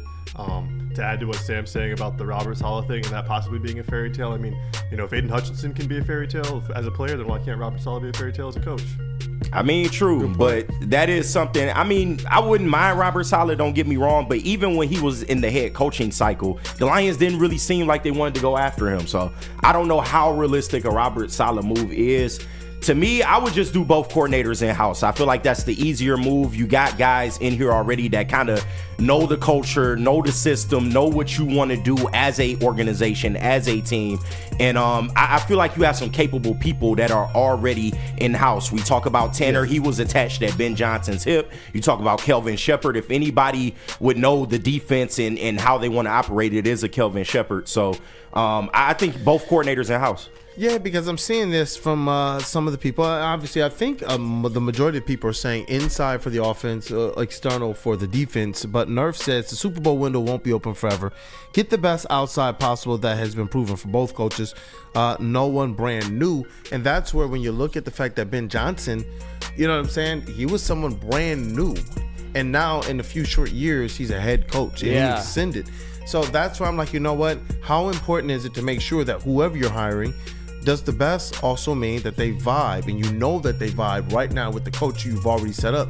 Because the best out there, if they come in here and they try to change up a little too much, or they don't vibe with those players, then what happens? Then you're in danger of taking a little bit of a step back, and we know we can't have that happen right now. Like I said, regardless of who the coordinators are, I think the Lions will be a playoff team, but we don't really give a damn about them just being a playoff team at this point. I see Wheezy Super Bowl window. I see Wheezy D313, Matt Eberflus. As a DC, I don't necessarily hate it. It'd be a fun little swap we get their guy too, but at the same, I'd probably have Saleh, but I'm not going to be mad at Eberflus as a DC because he was successful at that. Look at Easy Dennis Allen. maybe. I don't know. You know, maybe as a coordinator, it's a different situation. Chase like hell no. Hell no. Nah, I'm with you, Chase. As a DC, maybe. As a DC, he's a shitty coach. Give me Jim Schwartz. Right. Just bring me Jim Schwartz. That's who I want. Bring Jim Schwartz in here, man. But that's just me being, a Lions homer. But number 2, and we got to keep asking this question. I feel like we ask this every Would You Rather, but the Pistons continue winning. The trade deadline is getting closer. They got to make a decision. Would you rather the Pistons trade for a player at the deadline or trade for more draft capital? So essentially, buyers or sellers? Well, the report is they're looking to be both. They're looking to both take on draft capital to facilitate trades, and are also looking to see if there's a disgruntled player that they can also take in. And sometimes both of those can happen in the same deal if you're taking on a certain type of salary. But this team playing so good right now, I don't know if you want to interrupt that. I don't. To be real, I honestly, man, I've been so on the precipice of get him a star right now, but right now the chemistry's so good, and you're gonna have to reintegrate Jaden Ivey that I'm more along the line of just bring in a draft capital. You'll still get somebody decent. Yeah, flannel. God, this is tough. Yeah, I am probably right now actually going to say draft capital because this team is already ascending so much, but I don't think they're ready to compete for a championship just yet. So that I'm not super concerned with them going all in for this year, but I am concerned with them having a really good offseason and making themselves even a higher tier of contenders next year. So give me the draft capital by a smidge, but it was tough. And you know what helped you talk about a team that is trending well in a draft that is looking really good and they're playing themselves out of it. If you can get yourself back into this draft with 1 or maybe even 2 picks, I like that prospect for how this team is playing right now. Maybe. I just don't know if another younger player helps you at this point in the Pistons trajectory. But JB, would you rather the Pistons trade for a player at the deadline or trade for more draft capital? I know we've been big on talking about trading at the deadline, but I think kind of right now at this point, after seeing this team and the success that they've had, just get some more draft capital. I really think that'll help you out in the long run, and I don't want to mess up or rock the boat of the chemistry that the guys have going right now. I know at times it might not look perfect, but they're gelling, they're getting better day by day and game by game. So don't rock the boat, just get the draft capital. Chase. This is a little tough. I feel like there's some context that needs to be added. I mean, I don't want a back end of the lottery pick. If we are going to trade for draft capital, I'd want something at least top 10. But then if we're going to trade for a player, I'd want it to be someone who could possibly fill in, as a starter role, and help this team over the next 2 to 3 years. So you saying you want a lottery pick? You're not getting a lottery pick. Yeah, I don't think you. That's why I'm probably gonna end up just saying the. You can get a first rounder, but yeah, that's what I mean. I don't know if a first rounder necessarily helps us. I think if we really wanted to go with a draft pick, we should try to get the most talent out of that draft pick. First round pick, you don't have one right now. If you do get a first round pick, you can trade that during the draft season, which becomes very. And you got to think, it's valuable. First round picks are very valuable just to place a value. Those guys are like Isaiah Stewart, who are picked at those ranges. You're looking at trying to get a 16 to 20 range first round pick for taking on salary. And if you get 2 of those, you could flip those to move way up, or for another player too. Yeah, I mean, I don't know. It's tough. Like I said, I think if we're gonna end up trying to make a move for a pick, we should be trying to go towards the top end of the lottery to get some talent. But I don't know if that's practical. So I'd rather just see us add a player. Feel that. What the chat saying, man? Let's go to the chat. Let me go and see what the chat is saying right now. Player, Chuckle Cheese says he wants a player. Michael Weary says draft capital. Gromit says trade for help, which I think is a little bit of both, because if you're trading for draft capital, you're bringing in a player, and Trajan has said that he wants to make sure that player does fit what this team is trying to do. Right. So you're going to bring in some help, which is a little bit of a hybrid of what Chase was saying. Yeah. But you're not going after that star player where you're going to have to give up of what you have right now. Right, so right. I'm seeing it kind of mixed. Chuckle Cheese, you can trade the draft capital. Stick. Shout out Stick. Booker or bust. Good luck with that one. Good luck with that shit. But I mean, ultimately, I do feel like this is kind of a hybrid answer, like you were saying, because it seems like they want to do both. They want to acquire draft capital, and they will bring a player in here. But from my question, I was more like a player that will be like an impact player for this team, and I don't think they'll go out and get that. They ahead of schedule, y'all. And if you can acquire more draft picks going into the offseason, that only helps this Pistons team be able to land a deal for somebody like, maybe a Zach LaVine or some of the names that we've talked about.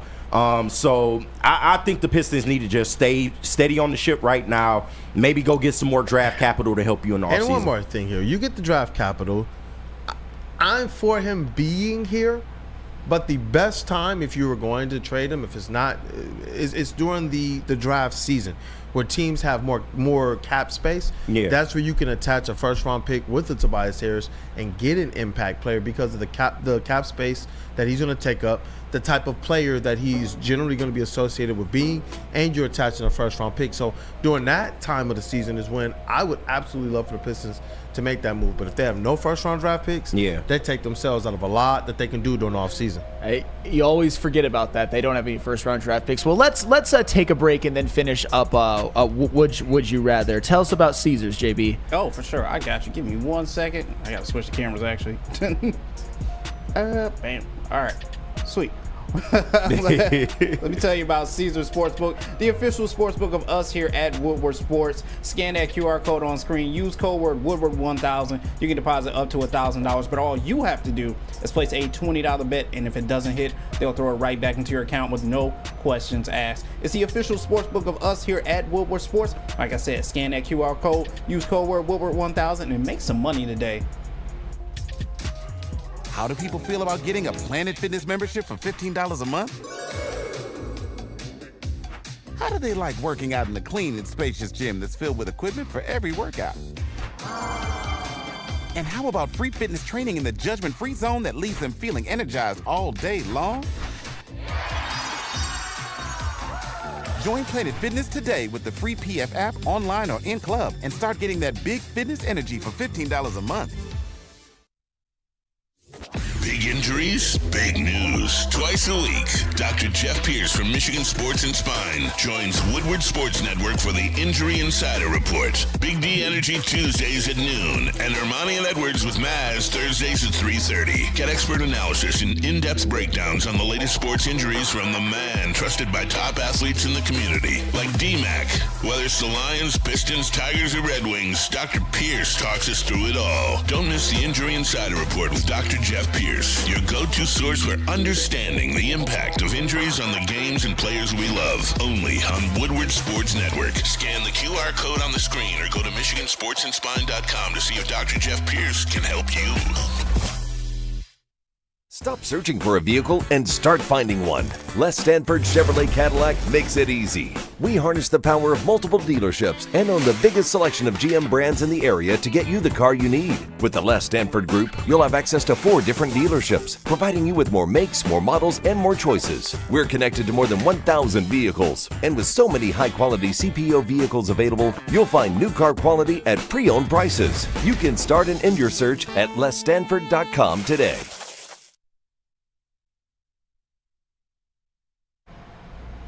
All right, Woodward sports fans, whether you're hitting the game or just chilling, Jars Cannabis has you covered. They're home to Michigan's largest line of recreational cannabis products.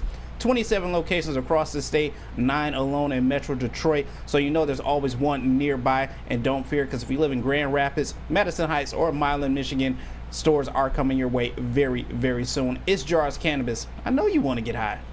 Hey, what up, though, people? Welcome back. It is Wake Up Woodward, and KG's been crushing it, man. Crushing it. Appreciate Would you rather? I see DNC, ENT. Why are we attaching capital to Tobias to move him? Next deadline is when he moves, when it's deal. No, I'm not saying you got to attach. I'm saying if you want to be able to bring back an impact player that takes good players plus draft capital to do that. You look at any impact player that's ever been traded for, there's a lot that you have to give up to get that player. So that was all that was talking about. But I like the conversation, man, especially with the Pistons, because there's so much success that they're having. Yeah. Well, let's dive back into it, brother. Can I interrupt just real quick for a absolutely. little bit of update on the Brad Holmes press conference that's going on? Yes, this sir. is per Eric Woodyard. GM Brad Holmes still feels the team is still very close to winning a Super Bowl. Fell short, but we're going to stay committed to the process, he says. I mean, the process so far has been drafting good players and paying them when they have deserved to be paid, and making more tactful and calculated signings in the offseason that aren't necessarily going to break the bank and are going to leave you with cap space, like a Kevin Zeitler, like getting rid of a Jonah Jackson and having him get paid with the Los Angeles Rams, like a David Montgomery and the likes. And it's worked up to this point. And I do think that your main free agents are going to come from IR, as we like to say, as a Stick said on the postgame show. Like having Aiden Hutchinson back, how much do you think that will help? I mean, that's like getting the best free agent ever who you didn't have for 12 games, but all you have to do is just wait this offseason out and he will be there. So Brad Holmes has his resume to stand on, but at the same time, you know, maybe there are some moves to be made. We'll see. Hey, we'll chat see. family, get your reactions to Brad Holmes' comments in the chat. JB Smooth, before I react to it, can you read those comments one more time? Because I already see some of the chat responding to it, man. Crazy Clown. Brad is right, I think. But let's get those comments one more time. Yeah, not a problem. This is once again from Eric Woodyard. He says Lions GM Brad Holmes still feels the team is still very close to winning a Super Bowl, and quote, fell short, but we're gonna stay committed to the process, he says. Listen, Chuck Brewer says, what else can he say, though? I mean, really. The Bears 773. So there's a Bears fan says Brad is smoking crack. I don't think so, man. I believe that this is exactly as KG described him earlier. This is a Ferrari. There's a lot that you still like here. And how much disrespect are we going to levy towards Dan Campbell's way?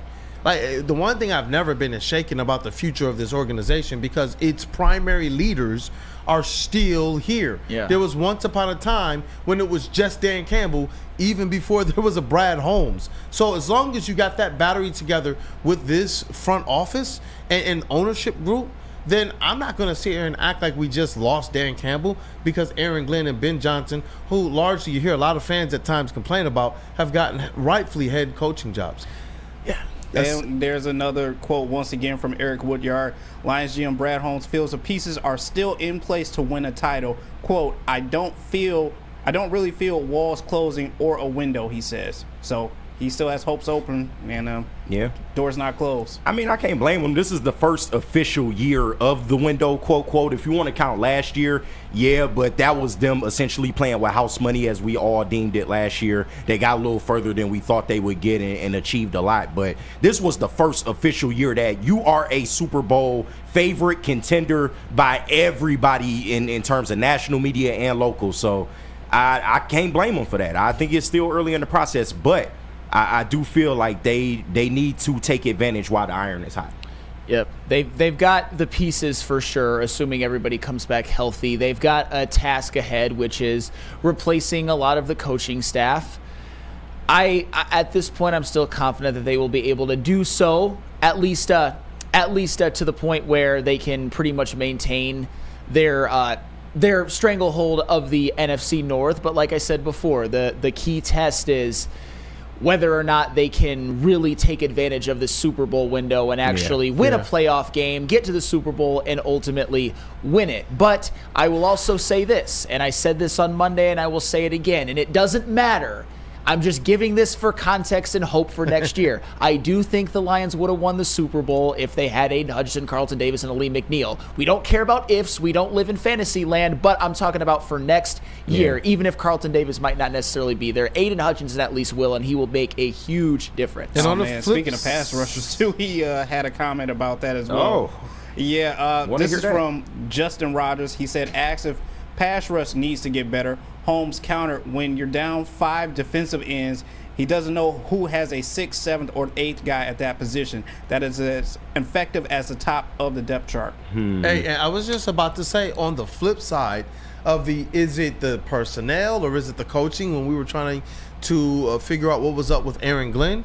If it was the personnel, and as he got better personnel, we saw Aaron Glenn go from really good to elite. When Aiden Hutchinson, that defense was in there, man, that defense was carrying the team through the first 2, 3, 4 games of the season, to the point that Dan Campbell even said, hey, look, our offense will hit its stride in week 5 or 6, but we kept seeing a defense stand on its head.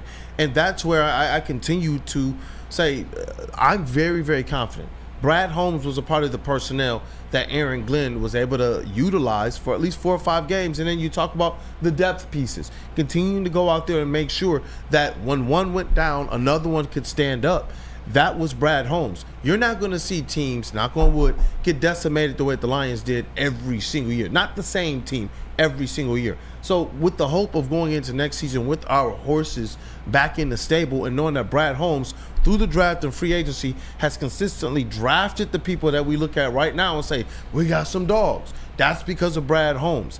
I do believe that he's going to continue this trend to add a lot more to what we already have that's considered a Ferrari. Well, that's the thing. I think last season's off-season or the closing press conference or whatever, you had a leg to stand on if you kind of questioned Brad Holmes and like getting a pass rusher and all of that. But this season, I do think it was more because of the injuries. And also, when the Lions did need to get someone, they did in Za'Darius Smith. And no matter what the Weezy 313s of the world think, Za'Darius Smith did help this team. Absolutely. Was he ever going to replace Hutch? Nobody was, unless you got like a Max Crosby or something. But Za'Darius Smith, yes, even when he was put in positions to where he's not supposed to be in, be the number 1 defensive end with not really a lot of help around him, he still made plays. He still got crucial sacks in the season. He still created some pressures. Was he great in the divisional round? No. Were there some games where he didn't make a huge impact? Sure. But that's the life of being Za'Darius Smith, and he was better than everybody else that they had. So Brad Holmes did not fall down on the job at all this year. No. Not at all, man. Not at all. I mean, every year that you don't get it done, this shit gets harder and it gets harder. So, I mean, maybe you would like to see him get a little more aggressive in certain terms. But you know what? More on that later. Do we have any more updates, JB? Just one if you guys want to talk about this. It was about injuries. He was asked by Justin Rogers again, asked how it felt to watch mounting injuries to the roster he built. Holmes said it's why he's put an emphasis on depth. Said he felt bad for the players more than himself, and also he can't just magically put players back to being healthy. Yeah. And that's why honestly, I'm excited for the fact that the players that are here are taking a step forward. They get another year under their belt. So when you talk about who do you go out in free agency or during the offseason and select, I trust whatever Brad Holmes does, but you do give yourself more of an opportunity to say, you know what? Let's draft some of these young guys in the draft. Let's go and get us some young defensive end studs, maybe a young linebacker stud, because of the rooms that you already have. And they can learn with guys who are now vets, or at least young vets. And Aiden Hutchinson's a young vet. He's no longer a young pup no more. Jack Campbell is a young vet. Alexander Zaloni's super vet right now. So it's like if you want to add to those rooms, you can do so. Just the same way that they were able to use that same concept this past offseason. They went and they signed a couple people for the secondary, and they drafted a couple young guys, knowing that Terry and Arnold and Ennis Rakestraw were going to have a wealth of knowledge to be able to draw from in that secondary room.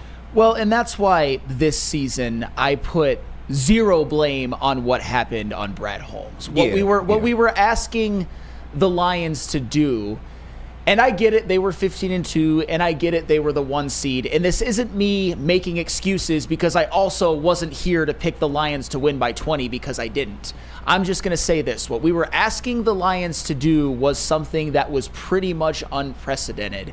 Like I said, you've seen teams win Super Bowls with backup quarterbacks, like with the Giants with Jeff Hostetler and the Eagles with Nick Foles. You saw the 2010 Green Bay Packers win a Super Bowl with almost the same amount of players on IR. But we're talking about a team that was missing their best defensive player, that was missing one of their other top 5 defensive players, that was missing their only really, truly, really good outside corner. That doesn't happen. Teams that win Super Bowls are usually healthy. Teams that win Super Bowls usually have their best defensive player on the field. See Chris Jones and Aaron Donald just for recent examples. So Brad Holmes, I get it. It's gotta suck seeing the roster that you built so beautifully get decimated, and that being one of the biggest reasons you don't win at all. Yep, and it was like the old heads. This was your young dogs, man. This was Aiden Hutchinson, and this was Ali McNeil, who Zeitler, he called from the beginning of the offseason, one of those $20 million guys. And so it was like to see them go down. That's what made it a little bit tough. But it's also, again, why I'm very, very bullish on this Detroit Lions team moving forward. Aiden Hutchinson is a dog, man. Walking before people thought he would walk. Was gearing up to be able to return and at least be able to play on some type of snap count if he could. I know Dan Campbell was like, it's not looking good, but Aiden Hutchinson continued to put out his own updates. Like, I'm at least practicing like a dog, like I'm going to be ready. Yeah. And so it's like that's what we have out of these young players moving forward. Brad Holmes, you talk about the success we've had, and people talk about, he keeps getting injured players. Listen, the fact that this team got decimated, I don't put that on Brad Holmes. The fact that this team is 15-2 this year, I put a lot of that on Brad Holmes. It's about what he's done to be able to make sure that there was depth.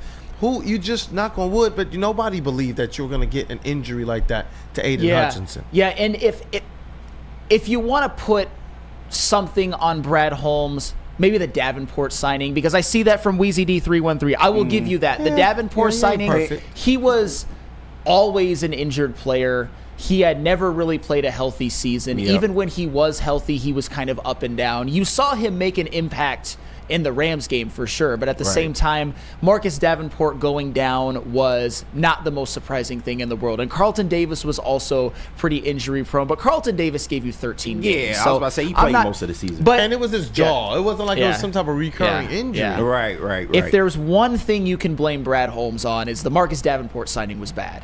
And Weezy, I get what you're trying to do, bro, but nobody is calling TA and Zadarius Pro Bowlers, bro. But I think he sleeps on what they actually brought to this team. Zadarius Smith was directly responsible for you winning on Thanksgiving. Not to mention that he came in and he provided a sack element to this team that you wouldn't have had if you didn't trade for him. And TA, for a rookie to come in and play the role that he played, put his season and Jeff Okudah's rookie season up against each other and let me know which one is the better corner. I will say this, though. Come on, man. Damn, I keep having to walk back a little bit of what I said. The Terrion Arnold pick. I know we're going to fight about this probably the whole offseason, but I don't even think he was a top 7 rookie corner in the NFL. I'm just saying. I think Sanders still was better. I think guys who were picked after him, like Tarheeb Still and Drew Phillips, were better. And I'm not saying that it was the bad pick, But I think Terrion Arnold had a very up and down rookie season. Yeah, I'll just but say TA still has the higher ceiling of all those players. 100%. I believe. 100%. And with the right coaching, we saw him get better as the season went along. Yes. Of course, there were moments where he didn't look so great, but he was a flag problem early in the year. He fixed that. He was never really beaten coverage. You can point to a couple times where he was just outright beat, but overall he was there in coverage every single time you want him to play man coverage. There's just certain things that I think people sleep on about Terrion Arnold. Not saying he's the best corner in the league yet, but he has room to grow. And for the role that you asked him to play coming in with all the pressure on him coming in, he did a damn good job. He wasn't a Jeff Okuda. And that's all you can really fucking ask for in a first year from a corner. And we saw him get better without some of their best pass rushers even healthy. And that's what I kind of look at with Terrion Arnold too, is like, what situation was he put in versus some of the others? Will I argue or fight about if he's top 7 or not? Definitely not. But I do believe that he was put in some situations as a rookie on a team that had Super Bowl expectations, not playing with house money, but you're talking about playing with pressures where every down now the offense that you're facing is trying to target you on every play. Yeah. And they can't rotate you out. They can't let you learn from the side because everybody in the secondary that's cornerbacks are getting injured. And so it's just it's a situation where I'm like, you know what? You want to see Terrion Arnold take a big step forward next year, but I have faith that he can. That's fair. Because of the foundation that I did see laid this year. And for the record, when I say what I say about him in terms of ranking rookie corners, it's not as much about Terrion Arnold Terrion Arnold did what you expect from a rookie corner. Yeah. He had some highs, he had some lows, he got beat a little more than you'd like, he committed more penalties than you would like, but he also had some moments. This is, at least in terms of a rookie season, a historically great cornerback draft. Yeah. I mean, look at the Philadelphia Eagles. They got 2 great ones that are really helping them win. You've got Nate Wiggins, you've got, Tarheeb Still, you've got Andrew Phillips, you've got Kool-Aid McKinstry wasn't that great, but still, just like a plethora of Mikey Sanders. Still, that's one that I was forgetting. Renardo Green, a lot of really damn good rookie corners. Mikey Sanders still, he found a way to be more than just the leader quality guy, and he was a guy or dude on the field. And I didn't mean, I wasn't taking no shots. I agree more with what you're saying as it relates to the 7th. That's why I was like, I can't argue with it. I see the foundation, I see the ceiling, but you're right. In any traditional year, you're probably looking at Terrion Arnold saying he's had a pretty decent season, really good season. But this year, some of these cornerbacks were like some of the best guys in the league. When you're talking about secondary, certain stretches that when you look at Quinyon, when you look at Nate Wiggins, some of these guys were really going out there and balling beyond what I even expected for rookies. I mean, I was pretty high on Quinyon while a lot of people clowned him. I'm just going to say that. No, y'all weren't. I was going to say that. But at the same time. But TA played his role, and that's what you wanted from him, and especially in terms of what the fuck we had last year with Cam Sutton. This is night and day. Night and day. It's not even close, bro. So I think y'all just need to be a little more patient with TA. The corner position is the hardest, toughest turnaround in the NFL, bro. And they didn't lose the divisional round because of Terrion Arnold. Not at all. They were 15-2, even despite some of Terrion Arnold's flaws. There was just, at the end of the day, and I saw there was a Bears fan in the chat saying that I was making excuses. I'm not making excuses. Here's the reality of the situation. I don't think they were ever going to win the Super Bowl, the Lions, with their defense as decimated as they were, but they still pooped the bed against Washington. You can't lose that game. You can't turn the ball over 5 times. Absolutely. They did. They just totally bypassed winning the bed. It's just it's a mess. This is a real nightmare. As the great Stoney once said, he pooped the bed. You did it, James Houston, man. You shit yourself. It's okay. Hey. You did it, James Houston, dog. Hey, that was a sign of things. It wasn't brown Gatorade, dog. It just wasn't, man. Damn. Unfortunately.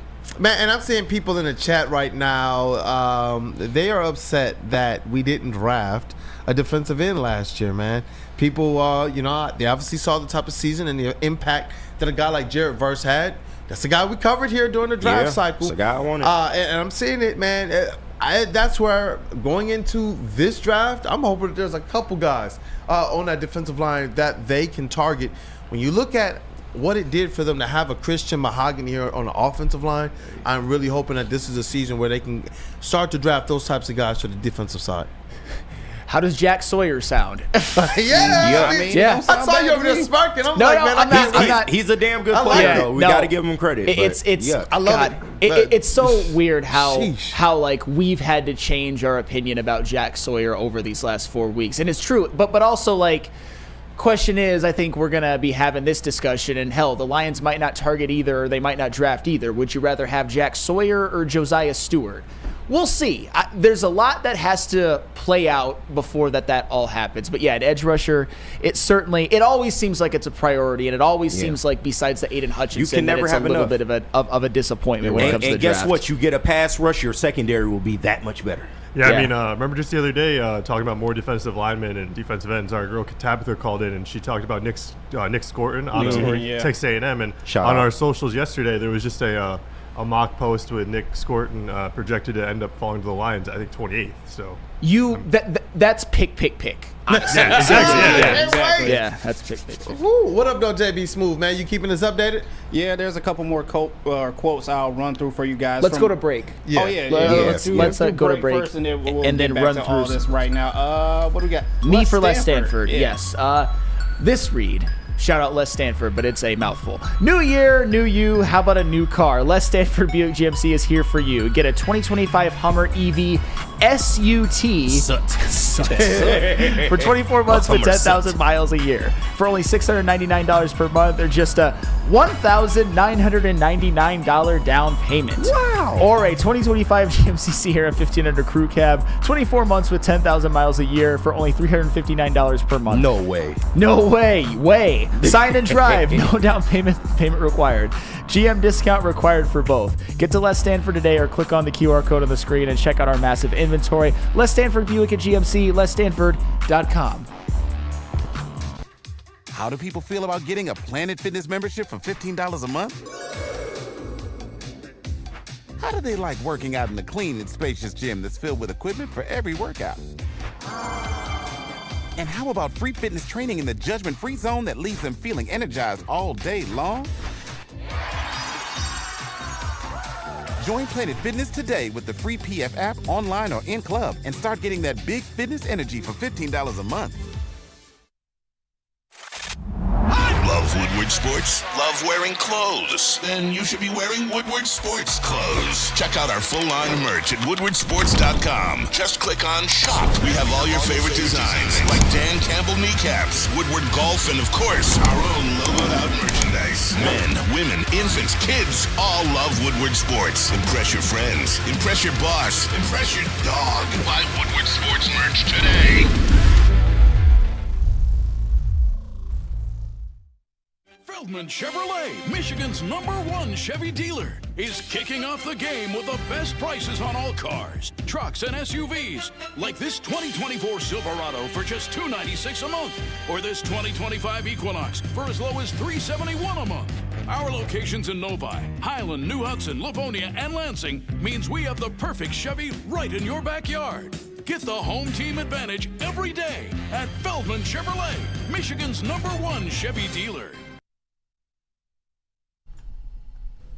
I got to tell you guys about that Tangerine Space Machine, the new easy drinking IPA that is out of this world. It's smooth, it's juicy, but refreshing crushability. Take your taste buds to the moon and grab yourself a case of this intergalactic haze of goodness. This is the official beer of outer space, so yes, it is on tap on the moon for you, but you don't have to go that far. Head over to your local store and grab some today. Brewed by New Holland Brewing Company, straight out of Holland, Michigan, so you know you always can support locally. Man, dog, this show is flying by, and there's so much going on. This entire week has just been a show full of ball up the show sheet, and there you go. We balling now. Yep. That's literally what it's been, and it's been a lot of Lions news. The Pistons, obviously, winning a couple nice games here. Nice games against playoff teams, Houston and the Rockets and Cade. Cementing that all-star candidacy again, and now Brad Holmes is at the podium. We promise to make sure, despite being in the middle of a Would You Rather segment, to bring you guys all of the most important clips from and quotes from that press conference with Brad Holmes right now. And JB Smooth, you said you have a couple more there? Yeah, I have a couple more that I'll rattle off for you guys and then just let you kind of talk about it a little bit more. This from Colton Pouncey, who's there Brad Holmes on his confidence level in Jared Goff after Ben Johnson's departure. He says, quote, as long as Dan's here and as long as I'm here, those are things that we talked about that is not going to change. And also from Justin Rogers, he said, Holmes said needing a pass rusher and making a trade for Zadarius Smith was the most difficult player acquisition journey he's navigated. Really? I love the confidence that he has in he and Dan Campbell, because that's where my confidence lies in who you believe in. You want to know that they believe in themselves as well for the job. And that's what Brad Holmes has been throughout all of this. Even before they became the Lions that we know, he was telling us we got enough. Yeah. You know what I'm saying? And so it's comforting, really, as a fan of the team. If you worry, no matter to what degree, about their future, to know that these guys are confident in their road ahead. Yeah, and it's good to see that Brad Holmes, and we all know that the deal that he got for Zadarius Smith seemed like a heist. I remember thinking, why would Cleveland take this? Exactly. That's why Brad Holmes is who he is. And he even acknowledged that at the time, with all the injuries that had continued to accumulate, that they needed some additional help. And like I said, despite the fact that Zadarius Smith isn't perfect to some, he did his job. He was the best pass rusher on the team when he was here. How would this defense have looked without him? Yeah. I think a little bit worse. They might have even lost another game. Yeah, or two. Yeah. But I wonder what he means from that standpoint. Like, was it was hard, the hardest acquisition he's had to make? Did he mean from the standpoint that, because I think Cleveland was asking for a 3rd-round pick for like a decent amount of time, and then they finally broke and we were able to acquire him for a 5th. Did he mean from that standpoint, or just like acquiring the player, period? Because Brad Holmes don't have much trouble when it comes to trading, so he's normally the one that does the fleecing. So I'm just I wonder what he means by that. That's interesting. I know that having that extra year on there, it's a little bit different than some of the moves we've probably seen in the past. And, right. I can't wait to see how that deal goes down next year when it's Zadarius Smith and Aiden Hudson and Lee McNeil and DJ Reader and co. But I wonder about that too, and I wonder how much having that extra year on there meant that they were going to hold out as long as they could before they allowed the Lions to move forward with the Zadarius Smith deal. Because you were on that one for a minute. There were like noise that popped up, then it went away. And then it was just like there, like, hey, we're right there at the finish line from out of nowhere. Yeah, and DNCENT, I think a little bit sarcastically, is like, the best player I ever traded for was the hardest. No shit. And I get what you're saying there. It's not always the case. Yes. But I think it was, this is just what I'm thinking. I could be dead wrong. It seemed as though that there were moments where Cleveland and Detroit were far apart on what the compensation would be for Zadarius Smith, and I think there probably just had to be a lot of negotiation and wizardry by Brad Holmes to get it to happen, because it did. There were moments where, we remember at the time, I'm not going to say we were panicking, but some were like, why isn't this happening? Why is he going to be here? Like, we were hoping he would be here in time for the Houston Texans game, and he wasn't. They didn't need him, fortunately, but still, it's just, when you go after a guy like Zadarius Smith, it is going to be more difficult. We were talking about Zadarius Smith as potentially the piece that was going to get us back to where our pass rush was good enough to be in the Super Bowl and winning it. Those are high stakes, and Brad Holmes succeeded. And it Shout was out to no him. secret that we needed a Zadarius Smith of course type. We did. So if I'm the team on the other end, if I pick up the phone, I'm going to make it as difficult as I possibly can. Right. Especially knowing that they wanted to be able to cash in on those expectations. Yeah. I would seem to think that everybody in the league probably knew that there's a good possibility that Aaron Glenn and Ben Johnson were going to be on their way out, and that maybe some teams tried their best to be able to take advantage of that situation that the Lions found themselves in. But largely, Brad Holmes got the job done. Losing Aaron Glenn, they're going to get a 3rd-round pick here, which they didn't have and next heading year into this draft and next year. Yep. Definitely. Shout out to black folks, man. Y'all welcome. and just remember, if all goes according to plan, and this is again for the Wheezy D313s of the world, and you're not the only one, Zadarius Smith, if Hutch comes back healthy, which I presume he will, and Zadarius Smith comes back, that's the type of role where you're really going to see Zadarius Smith, I think, even make more of an impact. And he made an impact this year, but that's the type of role at this stage of his career that he should be in. Yeah. He should be one of the best bookends in the NFL, not necessarily your number one. But even as your number one, he did some really nice things. He wasn't a scrub. He wasn't a jag. He had some moments where he wasn't his best, but I think overall he was a huge net positive for this team. He came in, got 4 additional sacks to his sack total, and like I said, directly responsible for winning on Thanksgiving.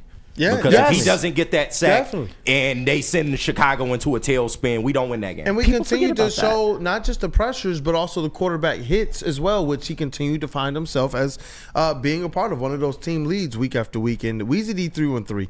He's having a day today, man. He's having a day. He might need a couple more days to sleep on everything in terms of how this Lions season has ended. He says, I want DJ Reader gone too. Yeah, Weezy D 3-1-3 is. You out your mind, he's been. I genuinely. We rock with you, dog. You out your mind, dog. Absolutely, and I appreciate your strong opinions. But as I said before, DJ Reader, and I know it wasn't a huge bar to climb because he was never a huge numbers guy. He did set his career high in sacks this year, and he was doing, for the most part, what he was expected to do. He's another one that next year, when you get a full season of Aiden Hutchinson, hopefully, I obviously, knock on wood, you're going to see more of the impact of a DJ Reader. Hopefully, an off season where he's not coming off of a torn quad as well. Facts. Yeah, right. Definitely. I see people. Weezy said he has a question for you, KG. Did James Houston win the Houston game? Yeah, no, he didn't. Not at all. Guys, Weezy. Yeah, like, come on, man. And I give James Houston for that play. That was the dictionary definition of a coverage sack. CJ Stroud had all day. He was just trying to roll out, and James Houston got him. Congratulations to James Houston. But he wasn't.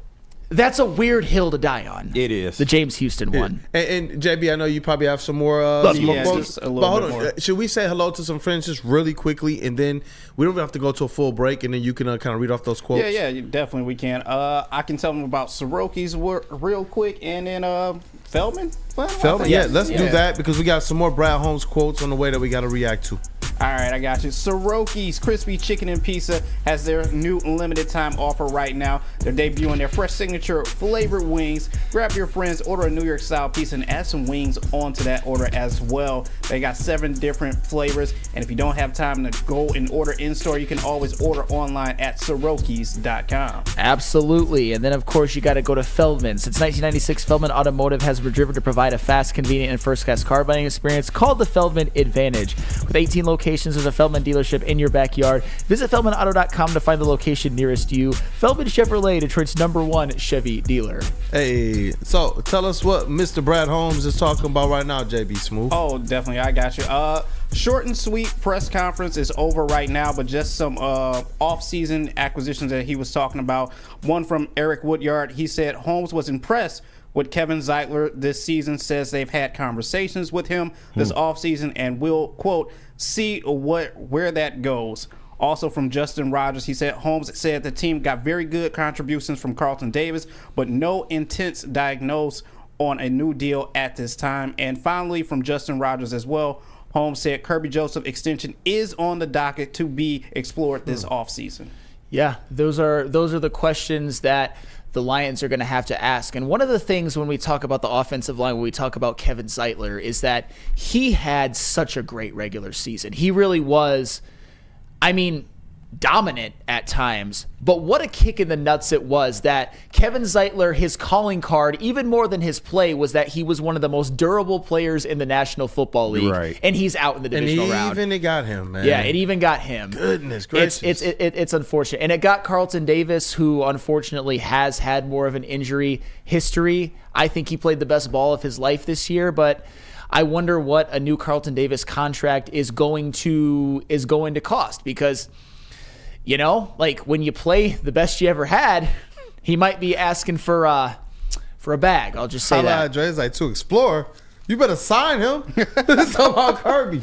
Sign that. Yeah. Well, but That's the thing though. Of course, it's like obviously sign Kirby. It's just Kirby Joseph. He put himself to where he's going to get paid. Yeah. He's going to get paid. And I feel like Brad Holmes put himself in a position by locking up some of those other players early, knowing that you got the money in the bag for an Aiden Hutchinson. And you look at this, man. You look at their defensive line, the fact that right now they can take a year or two and really, really chip away at adding some depth, and your next steps there. You give yourself the opportunity to make sure you can lock down players like a Kirby Joseph.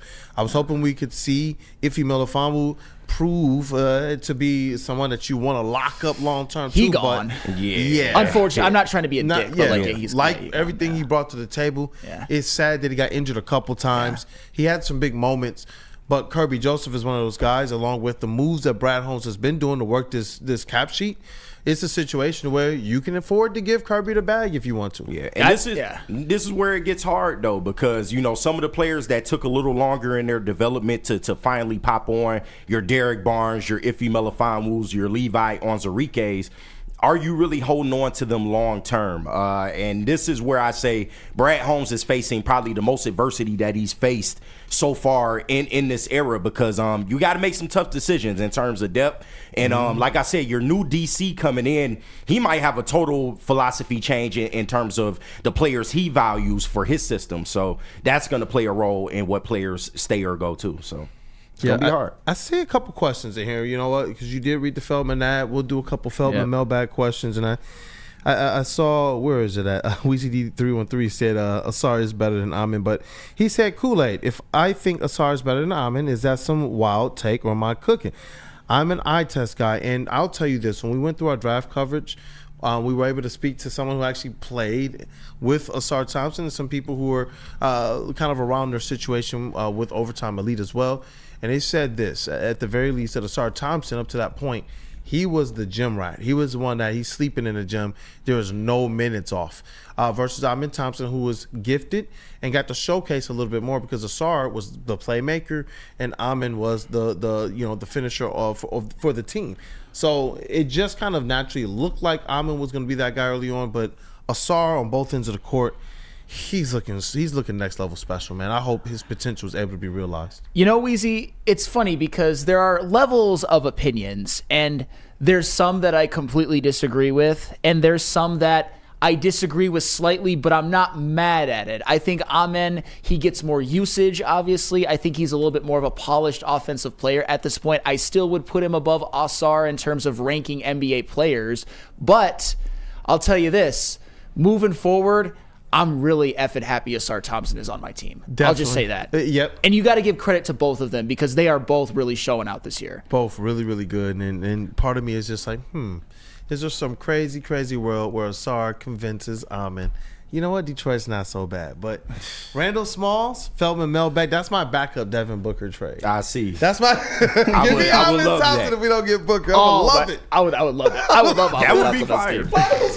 Dog. I love that. Bro, the things that make Flannel excited, dog, is so dope to see his face light up. But Randall Smalls, hashtag Feldman Mailbag. This is an interesting one. Could some regulars be traded to upgrade the roster? Raymond, Khalif Raymond, he put Monty and Enzo could be traded.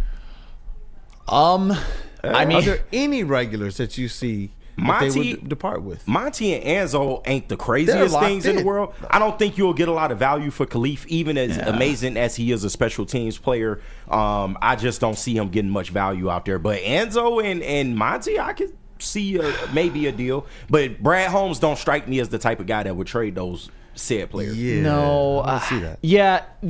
It's a similar reaction as I had before, to where it's like I'm not mad at it, but at the same time, I think right now Monty and Enzo are still, they're pieces that you think are going to be there when they win. And Khalif, there are 32 NFL teams that could use a Khalif Raymond type player, but what are you going to get for him? Is he a good enough receiver to be somebody who is coveted? Obviously, he's a great returner, but what does that really mean in terms of like a trade piece? You can get those anywhere, unfortunately. Like, that's just the nature of the game. You can get a return man easy in this league. Yeah, you could draft one. Yeah. We got people on the roster right now who could do a decent job. And, you know what? We are seeing the rise of more and more trades in the NFL, which is kind of weird to see. Which makes it possible. Is just I kind of agree with you guys' takes. It just doesn't seem like something Brad Holm would do, at least with those players that Randall Smalls mentioned. Trade 313 Thug Boss. Trade D-Mont for Trey Hendrickson. If you do that as a Bengals GM, you should be like burned at the stake in the city. No disrespect. I'm just saying. And Chris Mix, Anzo has 1 year left on the deal, and I love Anzo, especially in terms of what he's done for this Lions team. But if you didn't want to just see him walk for nothing, because you got to feel like Jack Campbell is next up. That's why I'm not mad at it. Yeah, with the improvements that you've made, Jack Campbell is the future at that middle linebacker position. Maybe you do try to get something for Anzo. And with the offense largely intact, think about how much upgrade that they're able to do this offseason, man. Through the draft, Man, I can't wait for it. What up, Doc Kavasi? I mean, realistically, too, look how many pieces on their defense Buffalo lost in the last offseason, and where are they at this weekend? They're playing to go to the Super Bowl. So I mean, we thought they was falling off a cliff. Yeah, I don't have those doubts about other people. They keep talking about, well, Goff is the only quarterback of his kind in the playoffs. All the other ones are mobile and running, and the Brad Holmes didn't do enough for losing our coordinators. He only gets injured. I'm like, guys. This team has just won the last 2 seasons, 2.5 seasons, if we want to be a little bit more proper and correct. And it's largely because of the vision and the direction of these guys. I just trust where they're going, and bringing up certain situations like that, I do. I believe that this is one that's going to be more akin to those other teams that we see always in the discussion year after year after year, even if you want to count them out. But by the end of the season, you see them in the mix of things. That's where I believe that Brad Holmes and Dan Campbell have this Detroit Lions team for the foreseeable future. Yeah, I don't see the Lions falling off in terms of being a consistent threat. It's just you got to cash one in at some point, and hopefully the moves that are made, the coordinators that are hired, the development that continues to take place will allow the Lions to cash one in this era. It's funny because going into this year's playoffs, I was 100% sure that the Lions would win one in this generation. And I still do think so, but this playoff run was very, very sobering. I'll just say that. Still shook, still hurt. I think we all are. It was, man. Hey, definitely, chat family, smash that like button. It goes a long way for us, especially when Lions season is over, to support not just the WUW Crew, but all of Woodward Sports. Just a couple more here. Desert Stallion, 14. Feldman Mailbag trades Adarius and a 3rd round comp pick to bring Max the Condor Crosby home. If you do that as the Raiders GM, you should be burned at the stake in Las Vegas. As soon as you grand opening, grand closing, as soon as you got hired, you should be fired. You have to figure out whatever your anti-pick is, because he's swatting all of these takes today. And for the record, I think the D-Mont for Trey Hendrickson one was kind of in jest, but still, just like And one more here. Let me see. Dante 151. Shout out to you, Dante 151. Usually always one of our top super chat guys. He puts in a Feldman Mailbag here. KG and JB. What up? I forgot to ask you guys, how happy are you that Joe Hendry is TNA World Heavyweight Final Champion fucking and calling league. out John Cena on Sirius XM Fight Nation? Joe, and just real quick, as one of the head of socials, man, shout out to him, man. Just supporting us, like collabing with us. Do you realize that that's been some of our best content during the Lions season, no less? Them at the LCA, and him being here and collabing with us on that content, friend man. of the network. It did so much for our network, man. So much for the followers. They jumped. It was wild, man. No, and shout out to the people for TNA for making that possible, having Joe Hendry in studio. Great person. As great as he is a wrestler and personality, he's just as great of a person when you actually meet him.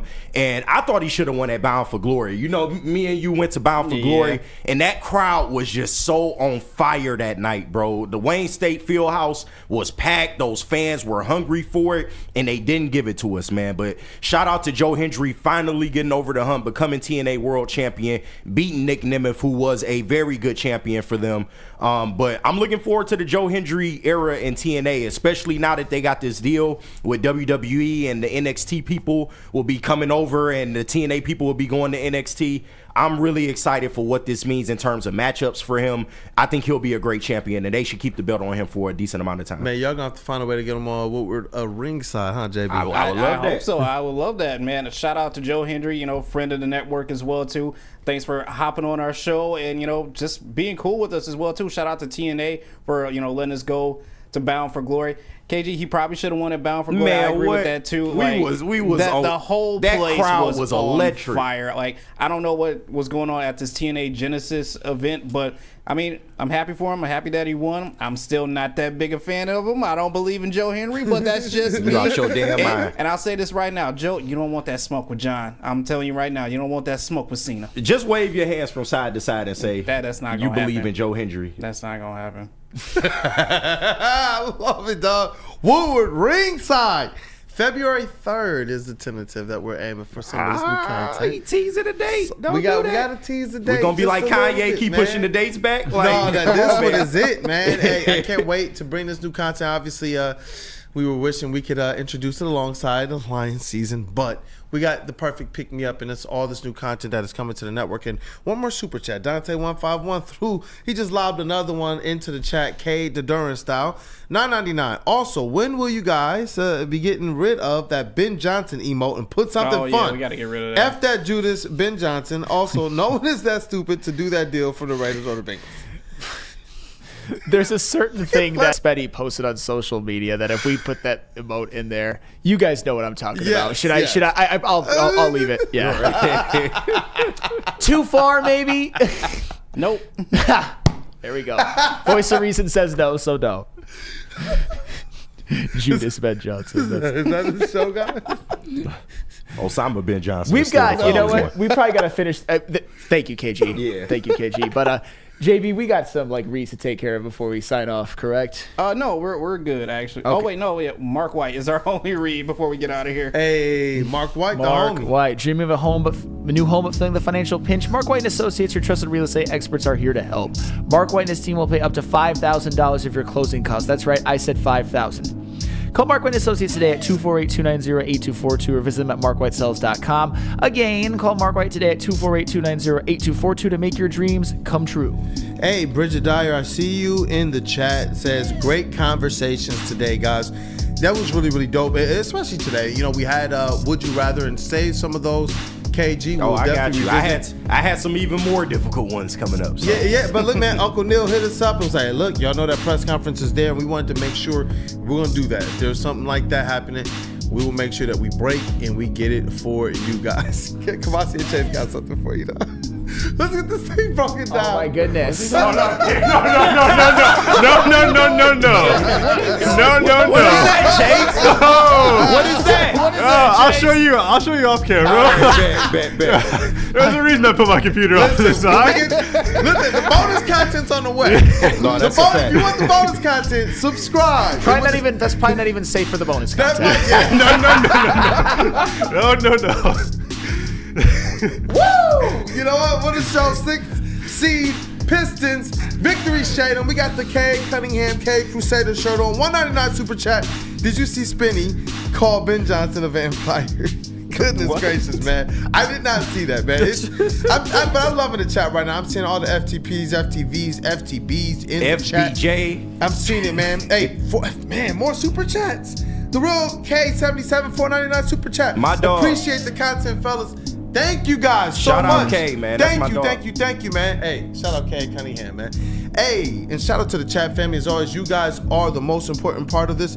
Chris Mick says bonus content is on Patreon. We're going to be there as well. I'm telling you guys, there's a whole lot of new bonus content, and we're going to be across all the different platforms, including Patreon. So stay tapped in. Shout out to our brother Matthew Broder. Shout out to that dude Justin. And let's get this chest pass going. Oh, yes. There we go. Right in the pocket, man. K Shoot Cunningham the J, style. shoot That's it. an assist. Hey, Tabitha Gable, great show. Wake up, Woodward rules. Yes. Randall Smalls, great show, guys. Love y'all. Hey, love you Bye, too, Randall. Tabitha. Love y'all, chat family. Peace out, man. Hey, Cavassier, Chase GPT in the building. What up, though? Hey, what up, though? Great show, everybody. Great hanging out with you guys. Hopefully, everyone's staying warm. It was a little bit warmer this morning. I saw we were in the teens, so that's nice. Stay tapped in. Big D coming up. We got Ermanni and Edwards and heavyweights tonight. And then the Red Wings playing tonight. I gotta check. So, yeah. Hopefully, we get back in the win column. So, stay tapped in. Look forward to seeing you guys tomorrow. Love you, Dad. Shout out Seymour, Ford, and Jackson. And have a good one, guys. Sheesh, man. If they win, you ready for that opening segment, right? Oh, yeah. Let's go Wings, man. But please win. Yeah, please. I'll just say Please that. win. I'll just say that. Because it won't be time for celebration. It'll just be time for like, okay, you steady the ship, now do it again. But you know what? Let's go. Let's see what they do. Man, I see you in the chat, Randall Smalls. Thank you, man. I see these guys throwing a lot of love at us, man. You guys don't understand how much it does for us. But let's talk about this elite booth we got in the sound booth. Detroit's #1 draft pick, KG, a.k.a. Black Hollywood. Y'all know what it Rookie is. of the year, going for MVP. Man, what come up, on, though? dog. I do this shit in my sleep, bro. I do this shit in my sleep. And Chase, if you got a problem, what's up, bro? 1v1 me, bro. Like, what's up with it? We right here. You can set a date for the audience if you want to 1v1 me, because you've been talking crazy. Kool-Aid, were we not talking about this yesterday? I told him pick a topic, and he was kind of skirting the issue. Because you don't need no motherfucking topic if you're a real spinner. You don't need no topic. What's up? I said name a date and I will be there. Man, I heard you were waiting to give out the barking topic until you had yours written, so that way everybody else is at a clear disadvantage. Listen. Let me know when you want to come up here and face the king, all right? Dude, you can. Until then, you want to call yourself the king? I don't care, man. You can call me Jacob Robespierre. That's cool. What is the date, goddammit? Just like his mixtape. He don't even get the reference. Where is the tape, goddammit? He doesn't even get the reference, man. So what? January 28th. When was we doing this, bro? I don't care. Let's talk. You know what? All right, you know what? I'm gonna pick a date for right. We will definitely sell some because I want to make sure this is done right. In the TD booth, that is JB Smith, a victory show. In the TD booth, man, it's JB Smooth, Woodward Sports MVP. What up, though, brother? We got the championship round over here. Ding, ding, ding. As a matter of fact, these cats both get a minute and a half to spit. Go ahead. This 1v1 is going to be fire. We definitely got to set a date for that. Hey, shout out to everyone in the chat for staying tapped in with us as well. We try to give you as many updates as we can. Be safe outside as well, too. I know we got a little snow last night, so drivers are going a little bit slower than normal. But just be safe and be warm out there. Hey, it definitely, man. Those roads were crazy getting in here. It looks like traffic is moving a little bit faster, and hopefully people are still safe out there on these roads. Yes, Bye, Tabitha. Stay safe. Bye-bye, Tabitha. Bye, man. Thank you, man. I Tabitha. see a lot of the OGs in here, man. Thank you, guys. And the vet of the squad, the vet of the network, one of our OGs here at Woodward Sports, Flannel Sam. Bro, it feels like, man, we've been seeing each other around these halls for a few years now. For a while. There are relics of Woodward past that only people who've been here really long recognize, and maybe someday you guys will be privy to all that because it is epic. But well, I shouldn't say speaking of epic, but the Red Wings, get yourself a win tonight against the Canadians. I always have a special place in my heart for original six teams, but the Canadians are starting to get on my damn nerves because the Red Wings just can't beat them. So beat them tonight. Hey, it's your boy Brandon, aka Detroit Kool-Aid, your credential Pistons reporter and writer for the network. Hey, this has been a show, and chat family, as always, you guys are on one. Smash that like button on your way out. Share the stream, post stream, and get ready for Big D Energy, Ermanni Edwards, and Woodward Heavyweights on the way, man. And then a Friday show. Yes. So you guys already know it's going to be off the rails. I cannot wait. But this has been a good one. Guys, have a blessed day.